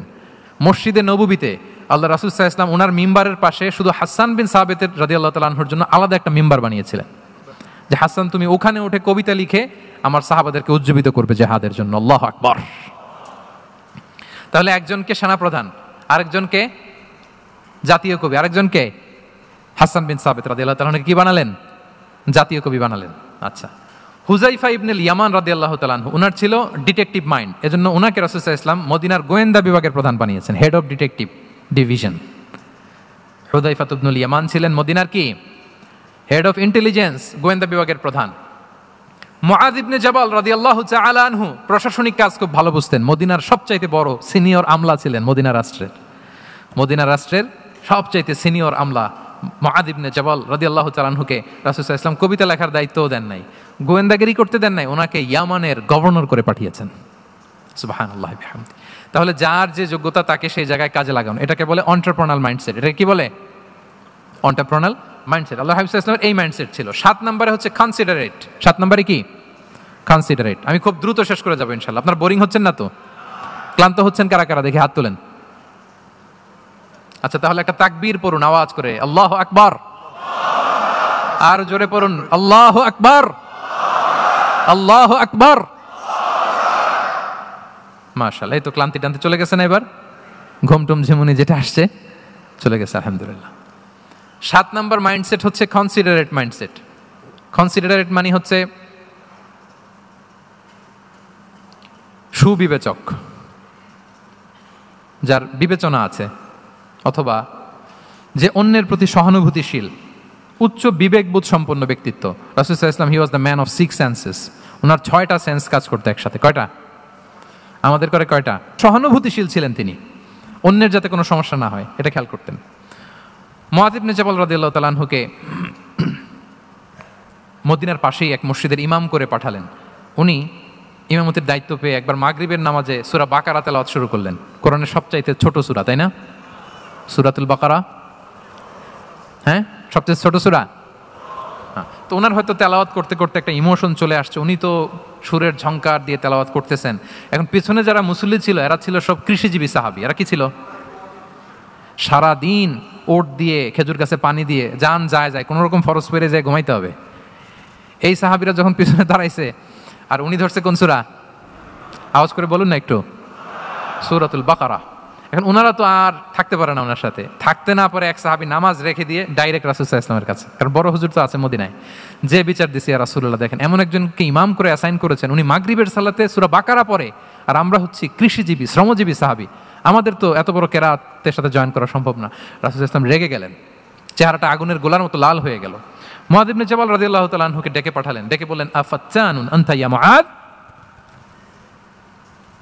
আফাত্তান, তুমি কি ফিতনা সৃষ্টি করতেছো? ওখানে পাঠাইছি কমিউনিটির ইউনিটি ধরে রাখার জন্য, তুমি ওখানে যে ফিতনা সৃষ্টি করতেছো। তুমি কি সাব্বিহ ইসমা রাব্বিকাল আ'লা এই সূরা তোমার মুখস্থ নাই? ওয়াদ-দুহা ওয়াল-লাইলি ইযা সাজা এটা পারো না? ওয়াশ-শামসি ওয়া-দুহাহা এটা মুখস্থ নাই? তো তুমি কেন এই সূরাগুলো দিয়ে নামাজ পড়াও না? কেন পড়াও না? এরপর তিনি বললেন, যখন ইমামতির সুযোগ পাবে, সুযোগ পেয়ে লম্বা কেরাত ধরো না, ছোট্ট কেরাত দিয়ে নামাজ শেষ করো, কেননা তোমার পেছনে বয়স্করা আছে, মুরব্বীরা আছে, অসুস্থরা আছে।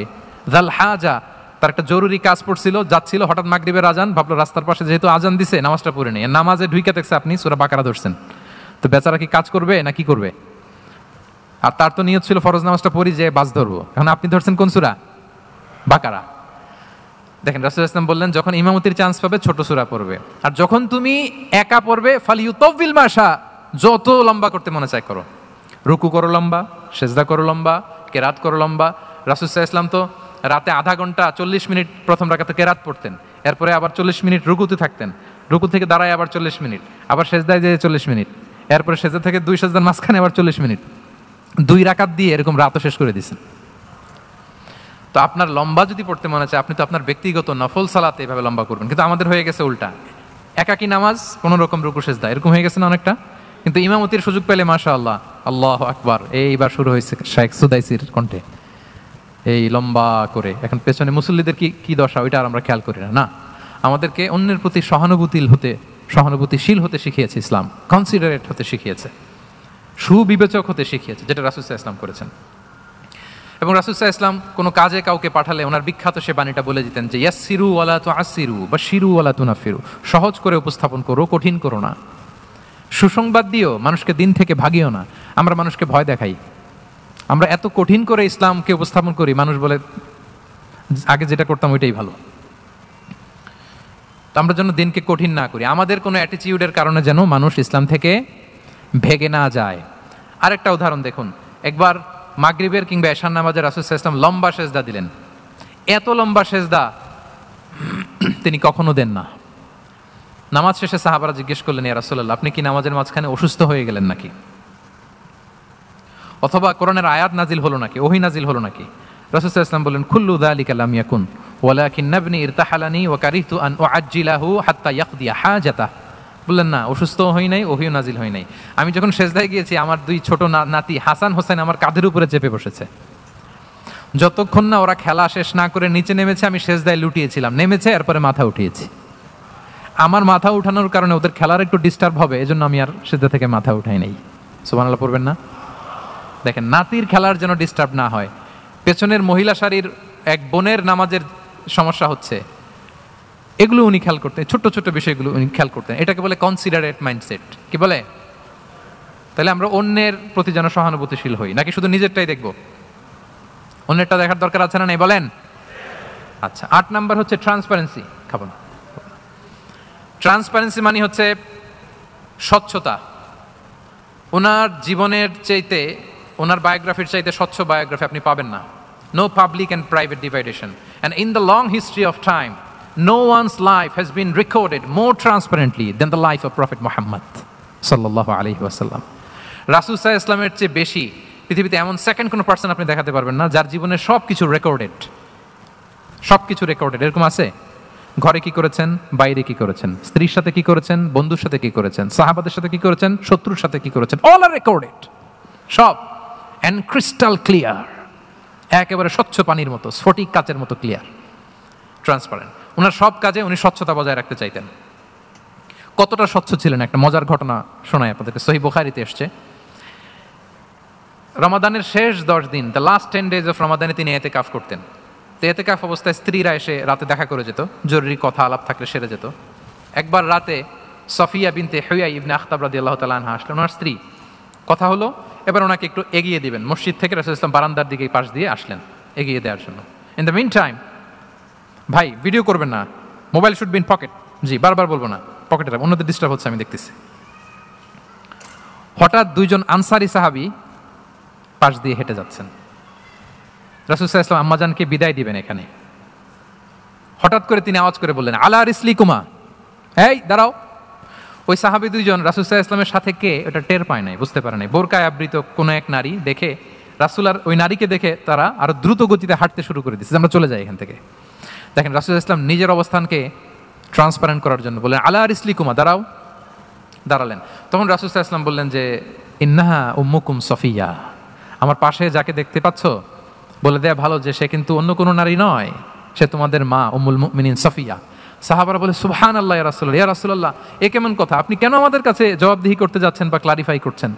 আপনার পাশে কোনো নারী এত রাতে যদি দাঁড়িয়ে থাকে, তিনি তো আমাদের মাদের মধ্যে থেকেই তো একজন হবেন, কেন আপনি বলতেছেন? তখন রাসূল সাল্লাল্লাহু আলাইহি ওয়াসাল্লাম বললেন যে, না, ইন্না শাইতানা ইয়াজরি মিনাল ইনসানি মাজরাদ দাম, শয়তান মানুষের রগে রগে চলাচল করে। ওয়া ইন্নী খাশীতু আইয়ুকযিফা ফি কুলুবিকুমা শাররান, আরেক বর্ণনায় আছে শাইআন, আমার ভয় হয় হয়তো শয়তান কোনো সন্দেহের উদ্রেক তোমাদের হৃদয়ে ঢুকাই দিতে পারে। সুবহানাল্লাহ। এজন্য আমি ক্লিয়ার করে দিলাম, এটা আমার বউ, আমার স্ত্রী, তোমাদের মা সফিয়া। দুজন সাহাবী যদি চলে যায়, এমন হতেই পারতো বাড়িতে যে একজন আরেকজনকে জিজ্ঞেস করতে পারতো যে, আচ্ছা নবীর পাশে যে কালো বোরকা পরা মহিলাটা ছিল দেখছো না, এটা কে?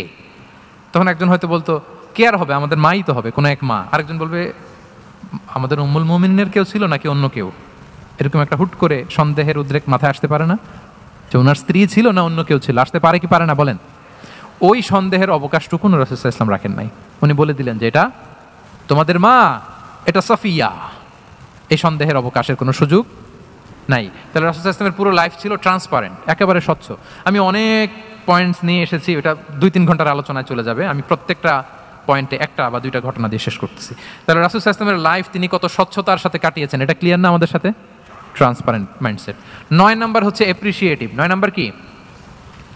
অর্থাৎ অন্যের প্রশংসা করা। আমরা অনেক সময় অন্য কেউ ভালো কাজ করলে অ্যাপ্রিসিয়েট করতে চাই না, আমরা গুণমুগ্ধ হই কিন্তু গুণগ্রাহী হতে চাই না, অন্যরে ক্রেডিট দিতে চাই না, তার ভালো কাজের স্বীকৃতি দিতে চাই না। হয়তো আমার দলের লোক না, বা আমার চিন্তার লোক না, বা আমার সার্কেলের লোক না, তার প্রশংসা করতে চাই না, তার গুণগ্রাহী হতে চাই না। এরকম মেন্টালিটি আমরা অনেকে ক্যারি করি না? রাসূল সাল্লাল্লাহু আলাইহি ওয়াসাল্লাম এটা করেননি।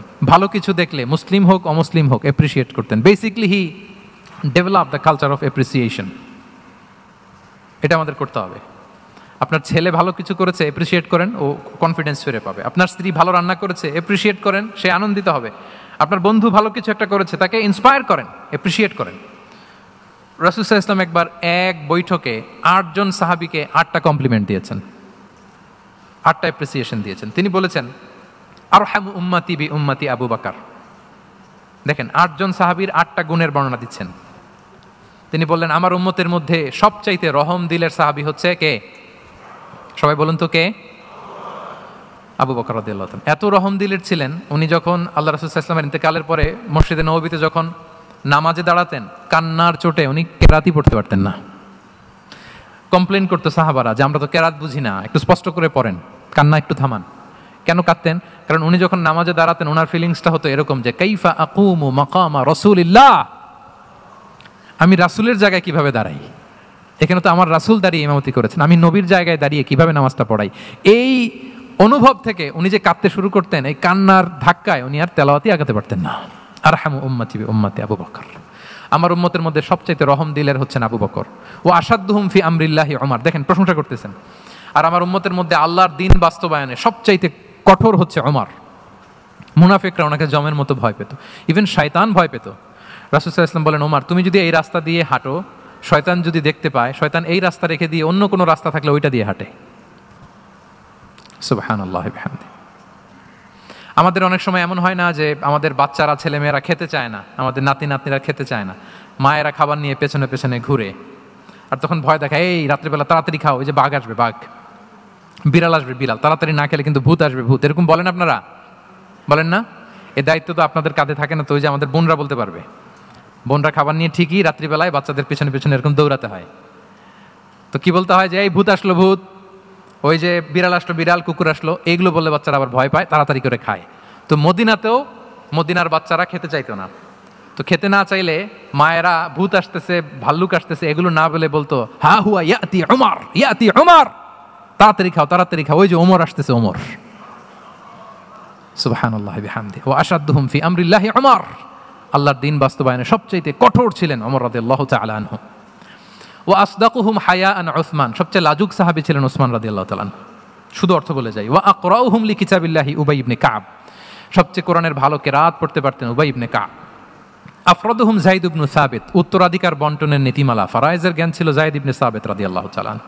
ওয়া আ'লামুহুম বিল হালালি ওয়াল হারামি মুআদ ইবনে জাবাল, এই উম্মতের হালাল হারামের স্পেশালিস্ট সাহাবী হচ্ছেন মুআদ ইবনে জাবাল। আলা ওয়া ইন্না লিকুল্লি উম্মাতিন আমিনান ওয়া আমিনা হাদিহিল উম্মাহ আবু উবাইদা ইবনুল জাররাহ, সব উম্মতের একজন বিশ্বস্ত লোক থাকে, এই উম্মতের সবচাইতে বিশ্বস্ত লোক হচ্ছে আবু উবাইদা ইবনুল জাররাহ। দেখেন 8 জন সাহাবীর 8টা গুণের কথা বললেন। আচ্ছা, রাসূল সাল্লাল্লাহু আলাইহি ওয়াসাল্লাম যখন সাহাবীদের প্রশংসা করেছেন, ওই সাহাবীদের কেমন লেগেছে বলেন তো? ফিলিংসটা ভালো লেগেছে না? হৃদয়ে জুড়িয়েছে, ইন্সপায়ার্ড হয়েছেন, মোটিভেটেড হয়েছেন, আরো ভালোর প্রতিযোগিতা কি করে করা যায়। সাহাবীদের মধ্যে সবচাইতে সুরেলা গলার কণ্ঠের অধিকারী ছিলেন আবু মুসা আল-আশআরী রাদিয়াল্লাহু তাআলা আনহু। তো রাসূল সাল্লাল্লাহু আলাইহি ওয়াসাল্লাম একবার রাত্রিবেলা তার বাসার পাশ দিয়ে যাচ্ছিলেন, দীর্ঘ সময় ওনার কণ্ঠের তেলাওয়াত শুনলেন। পরের দিন সকালে বললেন যে আবু মুসা, তুমি তো চমৎকার গলায় তেলাওয়াত করো। আবু মুসা বলে, ইয়া রাসূলুল্লাহ, আমি তো কোনোদিন আপনার সামনে দাঁড়িয়ে তেলাওয়াত করি না, আপনি কি করে জানলেন?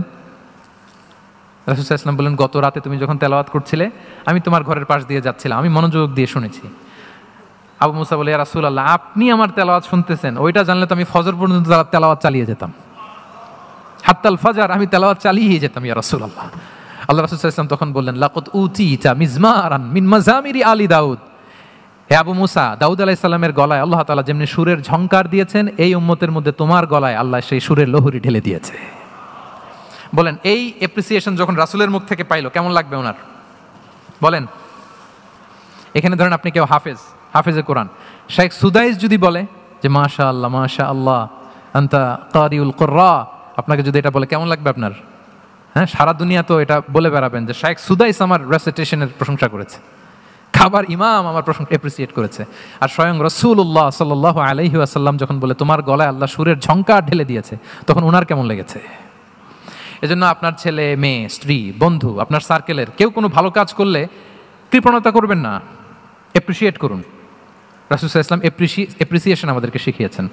ইভেন মুখাইরেক নামে এক ইহুদি ছিল, মদিনার সব ইহুদিরা বিট্রে করেছে, কিন্তু এই মুখাইরেক নামে এক ইহুদি উহুদের যুদ্ধে মুসলিমদের পক্ষে লড়াই করে নিহত হয়েছে। সে তার কথা রেখেছে। মুসলিম সাহাবীদের শহীদদের লাশের সাথে যখন এই ইহুদি তার লাশও আনা হলো, রাসূল সাল্লাল্লাহু আলাইহি ওয়াসাল্লাম তার দিকে তাকায় বললেন, মুখাইরিক খায়রু ইয়াহুদ, Mukhayriq is the best among Jewish.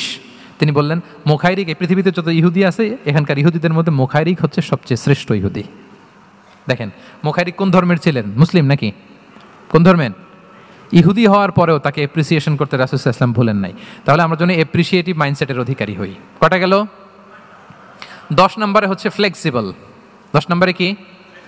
Flexible, মানে কোনো বিষয়ে খুব অনড় হয়ে থাকা, এটা রাসূল ইসলাম ছিলেন না, ফ্লেক্সিবল ছিলেন। আমরা অনেক সময় বলি না যে ভাই আপনি কি 9টায় আসতে পারবেন না 10টায়, বলে আম ফ্লেক্সিবল উইথ দিস, মানে যেটা বলবেন আমার সমস্যা, এরকম ইজি গোয়িং ছিলেন উনি, গো ধরে থাকতেন না, যে কোনো পরিস্থিতিকে সামলে নিতেন। ফ্লেক্সিবল হচ্ছে যে কোনো পরিবেশ পরিস্থিতির সাথে নিজেকে মানিয়ে নেওয়া, খাপ খাওয়া, নিজেকে সামলে নেওয়া, সলিউশন বের করে ফেলা, এটা রাসূল সাল্লাল্লাহু আলাইহি ওয়াসাল্লামের ছিল, এটাকে বলে ফ্লেক্সিবল মাইন্ডসেট। নাজরানের 60 জন খ্রিস্টান পাদ্রী এসেছিল মদিনায় দেখা করতে। কোন ধর্মের? খ্রিস্টান। সবাই আওয়াজ করে বলুন কোন ধর্মের? খ্রিস্টান। এখন এত মানুষকে সম্মানিত মেহমান উনি কোথায় বসতে দিবেন? পরামর্শ করলেন কোথায় বসতে দেওয়া যায়। এক সাহাবী বলে আমার কাছে কিছু খেজুর পাতা আছে, ওটা বিছায়া একটা জায়গা করে ওখানে বসি। রাসূল ইসলাম বললেন না, দামি মেহমান, এটা হয়। আরেকজন বলে বিকেল বেলায় তো সূর্য পড়ে যাবে, পাহাড়ের ছায়ায় উহুদ পাহাড়ের ওই পাশে যেয়ে বসি। রাসূল ইসলাম বললেন না, এটাও তো হয় না। বলতে বলতে ওই 60 জন পাদ্রী চলেই আসছেন এই মানে বিদেশি মেহমান, ফরেন ডেলিগেশন। কি করবেন? রাসূল ইসলাম 60 জনকে মসজিদে নববীর ভেতরে নিয়ে বসালেন। সুবহানাল্লাহ পড়তে পারলেন না? মসজিদে নববীর ভেতরে বসালেন এবং সিরাতে ইবনে ইসহাকে এসেছে যে তখন ওদের আবার ইবাদতের সময় হয়েছে, রাসূল ইসলাম তাদেরকে ইবাদতেরও সুযোগ দিয়েছেন। তাদের কিবলা পূর্ব দিকে, তারা পূর্ব দিকে হয়ে 60 জন ওখানে ইবাদত করেছে, তাদের ধর্ম রীতি অনুযায়ী সালাত আদায় করেছে। দেখেন কতটা ফ্লেক্সিবল ছিলেন রাসূল সাল্লাল্লাহু আলাইহি ওয়াসাল্লাম। ফজরের সালাতের পরে ঘরে ঢুকেই আম্মা জান আয়েশাকে জিজ্ঞেস করতেন, কোনো খাবার আছে? আম্মা জান আয়েশা যদি বলতেন আছে, তিনি সেটা খেতেন। কোনোদিন যদি বলতেন না ইয়া রাসূলুল্লাহ, ঘরে তো খাবার নাই, তখন রাসূল সাল্লাল্লাহু আলাইহি ওয়াসাল্লাম বলতেন ফা ইন্নী সাইম, অসুবিধা নাই, খাবার যেহেতু নাই আমি রোজা রেখে দিলাম। কত ইজি গোয়িং। আচ্ছা, আমরা হলে কি করতাম বলেন তো? ফজরের পরে ঘরে গেছেন, আপনি বড় সাহেব না, এবার যাওয়ার পরে জিজ্ঞেস করছেন কি আছে খাবার দাও, যদি বলে ঘরে কিছু নাই, কি বলবেন দেখি, কয়েকটা উত্তর আসুক। ফজরে মসজিদে অনেক কিছু করে টোরে ক্ষুধা পেটে ঘরে গেলেন, যে বললেন যে টেবিলে বসে বললেন যে খাবার দাও, এখন বলে যে কিছু নাই ঘরে, কি উত্তর আসবে? এখান থেকে একটা উত্তর আসুক, বলেন কি বলবেন? হ্যাঁ, খবর আছে? এই তো, এদিকে বলেন, আপনি কি বলবেন? আপনারা আলহামদুলিল্লাহ বলে না, কিন্তু বাসায় বলে না। পিছনে ভাবিরা আছে, এখন কিন্তু রিপোর্ট নেওয়া যাবে সহজে। তো যদি আমরা আলহামদুলিল্লাহ বলি, that is called easy going and flexible mindset. এটাই হওয়া উচিত, এটাই হওয়া উচিত। খাবার থাকলে খেতেন, না থাকলে বলতেন okay I am fasting, it's not a big deal, ফা ইন্নী সাইম, যেহেতু নাই কি আর করবো, আমি রোজা রেখে দিলাম। এরকম ইজি গোয়িং ছিলেন। দেখেন, his life was so simple but so special. হ্যাঁ, মুহাম্মদ সাল্লাল্লাহু আলাইহি ওয়াসাল্লাম। তাহলে ফ্লেক্সিবল ছিলেন। কয়টা গেল? আর কয়টা বাকি? আচ্ছা, 5 মিনিটে শেষ করে দেই। 11 নাম্বার হচ্ছে অপটিমিস্টিক মাইন্ডসেটের অধিকারী ছিলেন। অপটিমিস্টিক, প্যাসিমিস্টিক ছিলেন না, মানে ইতিবাচক চিন্তা করতেন সবসময়। সবসময় কি চিন্তা করতেন? আপনি আজকের এই হলরুমের কিছু ভুল ধরতে পারবেন না? যদি বলে যে কয়েকটা ভুল ধরেন, বলবেন যে এই সমস্যা, সাউন্ডের সমস্যা, ওইদিকে এটা নাই, ওইদিকে এটা নাই, এটা হচ্ছে ভুল। আপনি প্যাসিমিস্টিকটা ধরলেন। এবার যদি বলা হয় আজকের এই প্রোগ্রামের কয়েকটা পজিটিভ দিক বলেন, তখন আপনি কিন্তু কয়েকটা পয়েন্ট বের করতে পারবেন যে এটা ছিল একটা ইতিবাচক দিক, এই প্রোগ্রামের এটা ছিল একটা পজিটিভ দিক। তো রাসূল সাল্লাল্লাহু আলাইহি ওয়াসাল্লাম ওই পজিটিভ দিকগুলোতে ফোকাস করতেন। হ্যাঁ, come back positive, not go back negative. রাসূল সাল্লাল্লাহু আলাইহি ওয়াসাল্লামের কাছে এসে যদি কেউ বলতে, রাসূলুল্লাহ আমি খুব অসুস্থ, আমি খুবই অসুস্থ, রাসূল সাল্লাল্লাহু আলাইহি ওয়াসাল্লাম কি বলতেন জানেন? জি, রাসূল সাল্লাল্লাহু আলাইহি ওয়াসাল্লাম বলতেন লা বাসা আলাইকা তাহুরুন ইনশাআল্লাহ। ইয়া রাসূলুল্লাহ আমি অসুস্থ। রাসূল সাল্লাল্লাহু আলাইহি ওয়াসাল্লাম বলতেন আরে don't worry, it will cleanse up you from your sins if আল্লাহ উইশ, ইনশাআল্লাহ এতে তোমার যে গুনাহ টুনা আছে, পাপ আছে, এই পাপগুলোকে আল্লাহ তাআলা এই অসুস্থতা দিয়ে মোচন করে দিচ্ছেন। পড়েন সুবহানাল্লাহ। তাহলে আপনি অসুস্থতার মধ্যে একটু হালকা হলেন না, যে জ্বরে ভুগতেছি কিন্তু এই জ্বরে নাকি আমার গুনাহ মাফ হয়ে যায়, পেটের ব্যথায় আক্রান্ত, মাথা ব্যথায় আক্রান্ত, কিন্তু এটাতে নাকি আল্লাহ আমার পাপ মোচন করে দেয়, তাহলে একটু ভালো লাগবে না? তাহলে দেখেন, একটা কঠিন পরিবেশকে রাসূল সাল্লাল্লাহু আলাইহি ওয়াসাল্লাম সহজ করতেন। অসুস্থ শুনলেই লা বাস তাহুরুন ইনশাআল্লাহ, আর কিছু হবে না, আল্লাহ তোমার গুনাহ মাফ করে দিচ্ছে। অসুস্থ ব্যক্তি দেখলেই মাথায় হাত দিয়ে দোয়া করতেন আল্লাহুম্মা রাব্বান নাস আযহিবিল বাস ইশফি আনতাশ শাফি লা শিফাআ ইল্লা শিফাউক শিফাআন লা ইউগাদিরু সাকামা। উজ্জীবিত হয়ে যেত অসুস্থ ব্যক্তি। আমরা কি করি? আমরা কি করি? কাউকে অসুস্থ দেখলে, রোগাক্রান্ত দেখলে, ওই রোগে সবচাইতে কষ্ট পেয়ে যে মারা গেছে তার ঘটনা বলা শুরু করি, যে হায় রে ভাই আপনার ক্যান্সার, আমার এক খালা ছিল ক্যান্সারের 4th স্টেজে চলে গেছিল, 14টা কেমো দেয়া লাগছে, এই যে ফিরিস্তি, একেবারে ওনার দাফন কাফন পর্যন্ত। এখন বলেন ওই লোক যাও সুস্থ ছিল, এখন আর সুস্থ থাকবে? কথা বলেন, থাকবে? একটা দিব্যি সুস্থ মানুষকে যদি আপনি বলেন ভাই আপনাকে দেখতে কেমন যেন একটু রোগা রোগা লাগতেছে, অসুস্থ নাকি? এরপরে প্ল্যান করে ধরেন আপনি বললেন, উনি আবার ওদিকে যাওয়ার পরে আরেকজনকে প্ল্যান করে বলতে বললেন, বললো ভাই ব্যাপার কি, চেহারাটা কেমন শুকনা শুকনা। এরকম 5 জন বলার পরে ওই বিকেলে কাঁথা গায়ে দিয়ে শুয়ে ফেলবে বিছানায়। তো আপনি অসুস্থ এমনি বানাই ফেলছেন। কিন্তু রাসূলুল্লাহ সাল্লাল্লাহু আলাইহি ওয়া আলিহি ওয়াসাল্লাম উনি বলতেন লাবাস আলাইক তাহুরুন ইনশাআল্লাহ, আরে সুস্থ হয়ে যাবা। এজন্য দেখতে গেলে আপনি উৎসাহিত করবেন, বলবেন আরে ভাই আপনার তো খুব সুস্থ লাগতেছে। কে বলছে আপনি অসুস্থ? অসুস্থতার কোনো ছোঁয়াই তো আপনার মধ্যে নাই। হ্যাঁ, you are looking very fine, চমৎকার লাগতেছে আপনার, কে বলছে? তো ভালো হয়ে যাচ্ছেন। এটা বললে উনি আশা পায়। আর আপনি যদি ওই রোগে সবচেয়ে কষ্ট পেয়ে যে মারা গেল, এই ঘটনা যদি ওনারে শোনান, উনি বাঁচবে বলেন? তাহলে আমরা মানুষকে উৎসাহিত করব, অপটিমিস্টিক হব, প্যাসিমিস্টিক হব না। এবার বলুন, হুনাইনের যুদ্ধে, কুইজ, হুনাইনের যুদ্ধ কত হিজরিতে হয়েছিল? কত? 7ম, 8ম? হ্যাঁ, মাত্র 2-4 জন বলতেছে। আমাদের ওই যে হাসানা ফাউন্ডেশনের একটা সিরা অলিম্পিয়াড চলতেছে, এটাতে অংশগ্রহণ করতে হবে আপনাদের। আমরা প্রতিদিন একটা করে কুইজ জানান দিচ্ছি মানুষদেরকে, একেবারে সব মুখস্থ হয়ে যাবে ইনশাআল্লাহ। তাহলে 8ম হিজরিতে হাওয়াজিন বনু সাকিব গোত্রের বিশাল ব্যাটালিয়ন নিয়ে ওরা আসছে, এবং ওরা আসছে যে আমরা শুধু একা যাব না, আমাদের স্ত্রী বাচ্চা কাচ্চা আমাদের যার ঘরে যত সম্পদ আছে সব নিয়ে মরুভূমিতে যাব। এটা নিয়ে যাব কেন?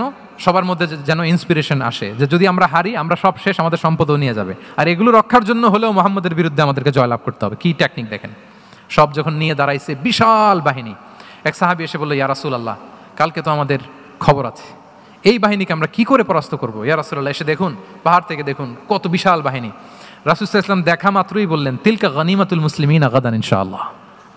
আরবি যারা বোঝেন যে it will be the war booty for the Muslim community tomorrow ইনশাআল্লাহ।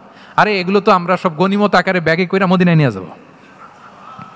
এই যুদ্ধে জয়লাভ করে যা আছে এগুলো উটে করে ওয়ার বুটি হিসেবে মদিনায় নিয়ে যাব। বলার সাথে সাথে সাহাবীদের সব ভয় দূর হয়ে গেল, আবার প্রাণ ফিরে পেলেন, সজীব হয়ে উঠলেন, উজ্জীবিত হলেন। তাহলে আমরা অপটিমিস্টিক হব, আমরা ইতিবাচক চিন্তা করব। এবং ইসলাম আল্লাহ তাআলার ব্যাপারেও আমাদেরকে ইতিবাচক ধারণা রাখতে উৎসাহিত করে। হাদিসে কুদসিতে আল্লাহ বলেন, আনা ইনদা যান্নি আবিদি বি, আমার বান্দার নিকট আমি তেমন, আমার বান্দা আমার ব্যাপারে ঠিক যেমন ধারণা করে। আপনি যদি ধারণা করেন আল্লাহ দয়ালু, ঠিক আল্লাহ তাআলাকে দয়ালু পাবেন। এখন বলেন আল্লাহর ব্যাপারে কার ধারণা কেমন? আল্লাহ তাআলা খুব প্রতিশোধ পরায়ণ না? প্রচন্ড রাগী, আমাদের সবাইকে জাহান্নামে দেওয়ার জন্য বসে আছেন না? তাহলে কি ধারণা বলেন তো? তিনি দয়াময়, তিনি মেহেরবান, তিনি আমাদেরকে অবশ্যই ক্ষমা করবেন, ঠিক কিনা বলেন? এই বিশ্বাস আল্লাহর প্রতি আমাদের সবার আছে তো? এই বিশ্বাস যদি থাকে, ঠিকই আল্লাহ তাআলাকে রহমান রাহিম হিসেবেই আপনি পাবেন। তাহলে আওয়াজ করে বলুন তো, এই নবরাত্রি হলকে উচ্ছ্বসিত করে আওয়াজ করে বলেন, আমরা সবাই অপটিমিস্টিক হব না প্যাসিমিস্টিক? অপটিমিস্টিক, ইতিবাচক হব। রাসূল সাল্লাল্লাহু আলাইহি ওয়াসাল্লাম অপটিমিস্টিক মাইন্ডসেটের অধিকারী ছিলেন। কয়টা গেল? লাস্ট হচ্ছে রেজিলিয়েন্ট। শেষ, I am going to conclude my speech today. Resilient হচ্ছে যাকে থামানো যায় না, আনস্টপেবল। সংকট কাটিয়ে ঘুরে দাঁড়ানোর সামর্থ্য যার থাকে তাকে বলে রেজিলিয়েন্ট। লেগে থাকার মানসিকতা, টিকে থাকার যোগ্যতা, সহজে হার না মানার যে অ্যাটিটিউড, এটাকে বলে রেজিলিয়েন্ট মাইন্ডসেট। রাসূল সাল্লাল্লাহু আলাইহি ওয়াসাল্লামকে আল্লাহ তাআলা এই মাইন্ডসেট দিয়েছিলেন। ওনাকে হারাইতে পারছে কেউ? জীবনের সাথে এটা সেট করে নেন যে আমি কখনো হারি না, আমি হয় জিতি নয় শিখি। আমি কখনো হয় জিতি নয় শিখি। এই মাইন্ডসেট যদি গ্রো করেন, আপনারা হারাইতে পারবে কেউ? পারবে না। রাসূল সাল্লাল্লাহু আলাইহি ওয়াসাল্লাম he was unstoppable, having unbelievable সবর, ধৈর্যের পাহাড় নিয়ে, আনস্টপেবল অ্যাটিটিউড নিয়ে তিনি শুধু সামনে গিয়েছেন, পেছনে যান নাই কখনো। সীমাহীন কষ্ট আর সংগ্রামের মধ্য দিয়ে গিয়েছেন, থামাতে পারে নাই ওনাকে কেউ পারে নাই। ইয়াতিম হিসেবে জন্মগ্রহণ করলেন, পৃথিবীর আলো দেখবার আগে বাবাকে হারালেন, ছোট বয়সে মাকে হারালেন, পরে দাদাকে হারালেন, এরপর চাচাকে হারালেন। শিয়াবে আবি তালেবে জেল খেটেছেন 3 বছর, physical torture, mental torture, life threat, হত্যা করার ষড়যন্ত্র হয়েছে। আল্লাহ তাআলা বলেছেন আজ রাতে হিজরত করো। ব্ল্যাক ম্যাজিক করা হয়েছে। লাবিদ ইবনুল আসাম, এক ইহুদিদের মিত্র, ওনাকে ব্ল্যাক ম্যাজিক করেছে। মারার জন্য খাদ্যে বিষ মিশিয়ে দেওয়া হয়েছিল। বাজুর মাংস, খাসির বাজুর মাংস পছন্দ করতেন। খাইবারের এক ইহুদি নারী এই ছাগলের এই মাংসের মধ্যে বিষ দিয়েছিলেন। ইহুদিদের পক্ষ থেকে betray, treachery, conspiracy and what not, কি বাকি ছিল বলেন? ষড়যন্ত্রের এমন কোনো ধরন ছিল না যেটা তারা বাকি রেখেছে। কিন্তু রাসূল সাল্লাল্লাহু আলাইহি ওয়াসাল্লামকে কি থামানো গিয়েছিল? বলেন, থামানো গিয়েছিল? গোটা বিশ্বব্যাপী উনি ছড়িয়ে দিয়েছিলেন লা ইলাহা মুহাম্মাদুর। So nothing can stop him. করার আমাদের যে লক্ষ্য, ওই লক্ষ্য পানে আমরা পৌঁছবই, আমাদেরকে কোনো কিছু থামাতে পারবে না ইনশাআল্লাহ। বলেন, আমরা আমাদের লক্ষ্য পানে, মানজালে মাকসাদে দৌড়ে দৌড়ে যাব। আমাদেরকে থামিয়ে দেয়া হলে আমরা হাঁটতে থাকবো, সেখানে আমাদেরকে আঘাত করা হলে আমরা হামাগুড়ি দিয়ে সামনের দিকে যেতে থাকবো, সেখানেও থামিয়ে দেওয়ার চেষ্টা করা হলে আমরা আমাদের মঞ্জিলে মাকসিদের দিকে অপলক নেত্রে চেয়ে থাকবো। আমাদেরকে কেউ থামাতে পারবে? রেজিলিয়েন্ট, অনর, অটল, আনস্টপেবল, এই মাইন্ডসেটের অধিকারী ছিলেন। ফলেই তিনি লা ইলাহার বাণীকে গোটা বিশ্বে ছড়িয়ে দিতে পেরেছেন। তাহলে আমরা রেজিলিয়েন্ট হতে চাই কি চাই না বলেন? হতে চাই। সম্মানিত শুধু মোট কয়টা মাইন্ডসেট জানলাম? নববী মনস্তত্ত্ব সিরাতের আয়নায়, prophetic mindset through the lens of সিরা, মোট কয়টা জানলাম? 12টা। এগুলোকে আমরা নিজেদের মধ্যে ধারণ করতে পারবো ইনশাআল্লাহ। কারণ রাসূল সাল্লাল্লাহু আলাইহি ওয়াসাল্লাম আমাদের জন্য যা নিয়ে এসেছেন ওইটাই আমাদের আঁকড়ে ধরতে হবে। যেটা বারণ করেছেন ওটা থেকে আমাদের দূরে থাকতে হবে। যে আয়াত দিয়ে শুরু করেছিলাম সূরা হাশরে, রমা আতাকুমুর রাসূলু ফাখুযুহু ওয়া মা নাহাকুম আনহু ফানতাহু। নবী যা এনেছে ধরো, নবী যা বারণ করেছে সেগুলো ছেড়ে দাও। আমরা আল্লাহ তাআলার কাছে কামনা করি আমার নবী ওনার যে থট প্রসেসকে ডেভেলপ করেছেন, ওনার যে অ্যাপ্রোচ অ্যান্ড মাইন্ডসেটকে ডেভেলপ করেছেন, আমরাও যেন আমাদের মাইন্ডসেটকে ঠিক ওইভাবে করতে পারি। আমাদের রাসূল সাল্লাল্লাহু আলাইহি ওয়াসাল্লাম যেভাবে চিন্তা করতেন, আমাদের ভাবনা এবং চিন্তার আঙ্গিনাও যেন ঠিক সেই রকম হয়। আমরা সবাই পড়ি আমিন। তার মাইন্ডসেট হবে আমাদের মাইন্ডসেট, কি বলেন? পারা যাবে তো ইনশাআল্লাহ? তাহলে কয়টা মাইন্ডসেটের কথা বলেছি? কয়টা বলতে পারবেন? কয়টা দেখি। 1 নম্বরে কি ছিল? God centric. 2 নম্বরে ভিশন ওরিয়েন্টেড। 3 নম্বরে উইজডম ড্রিভেন। 4 নম্বরে রিফর্ম সেন্ট্রিক। 5 নম্বর ওপেন মাইন্ডেড। 6 নম্বর এন্টারপ্রেনার। 7 নম্বর কনসিডারেট। 8 নম্বর ট্রান্সপারেন্ট। 9 নম্বর অ্যাপ্রিশিয়েটিভ। 10 নম্বর ফ্লেক্সিবল। 11 নম্বর অপটিমিস্টিক এবং 12 নম্বর রেজিলিয়েন্ট। এটা ছিল রাসূল সাল্লাল্লাহু আলাইহি ওয়াসাল্লামের মাইন্ডসেট। এই মাইন্ডসেট দিয়ে যদি আমরা আমাদের মাইন্ডসেটকে সাজাতে পারি, আমাদের সফলতা দুনিয়া এবং আখিরাতে কেউ ঠেকাতে পারবে। আল্লাহ তাআলা আমাদের সবাইকে কথাগুলো বোঝার ও আমল করার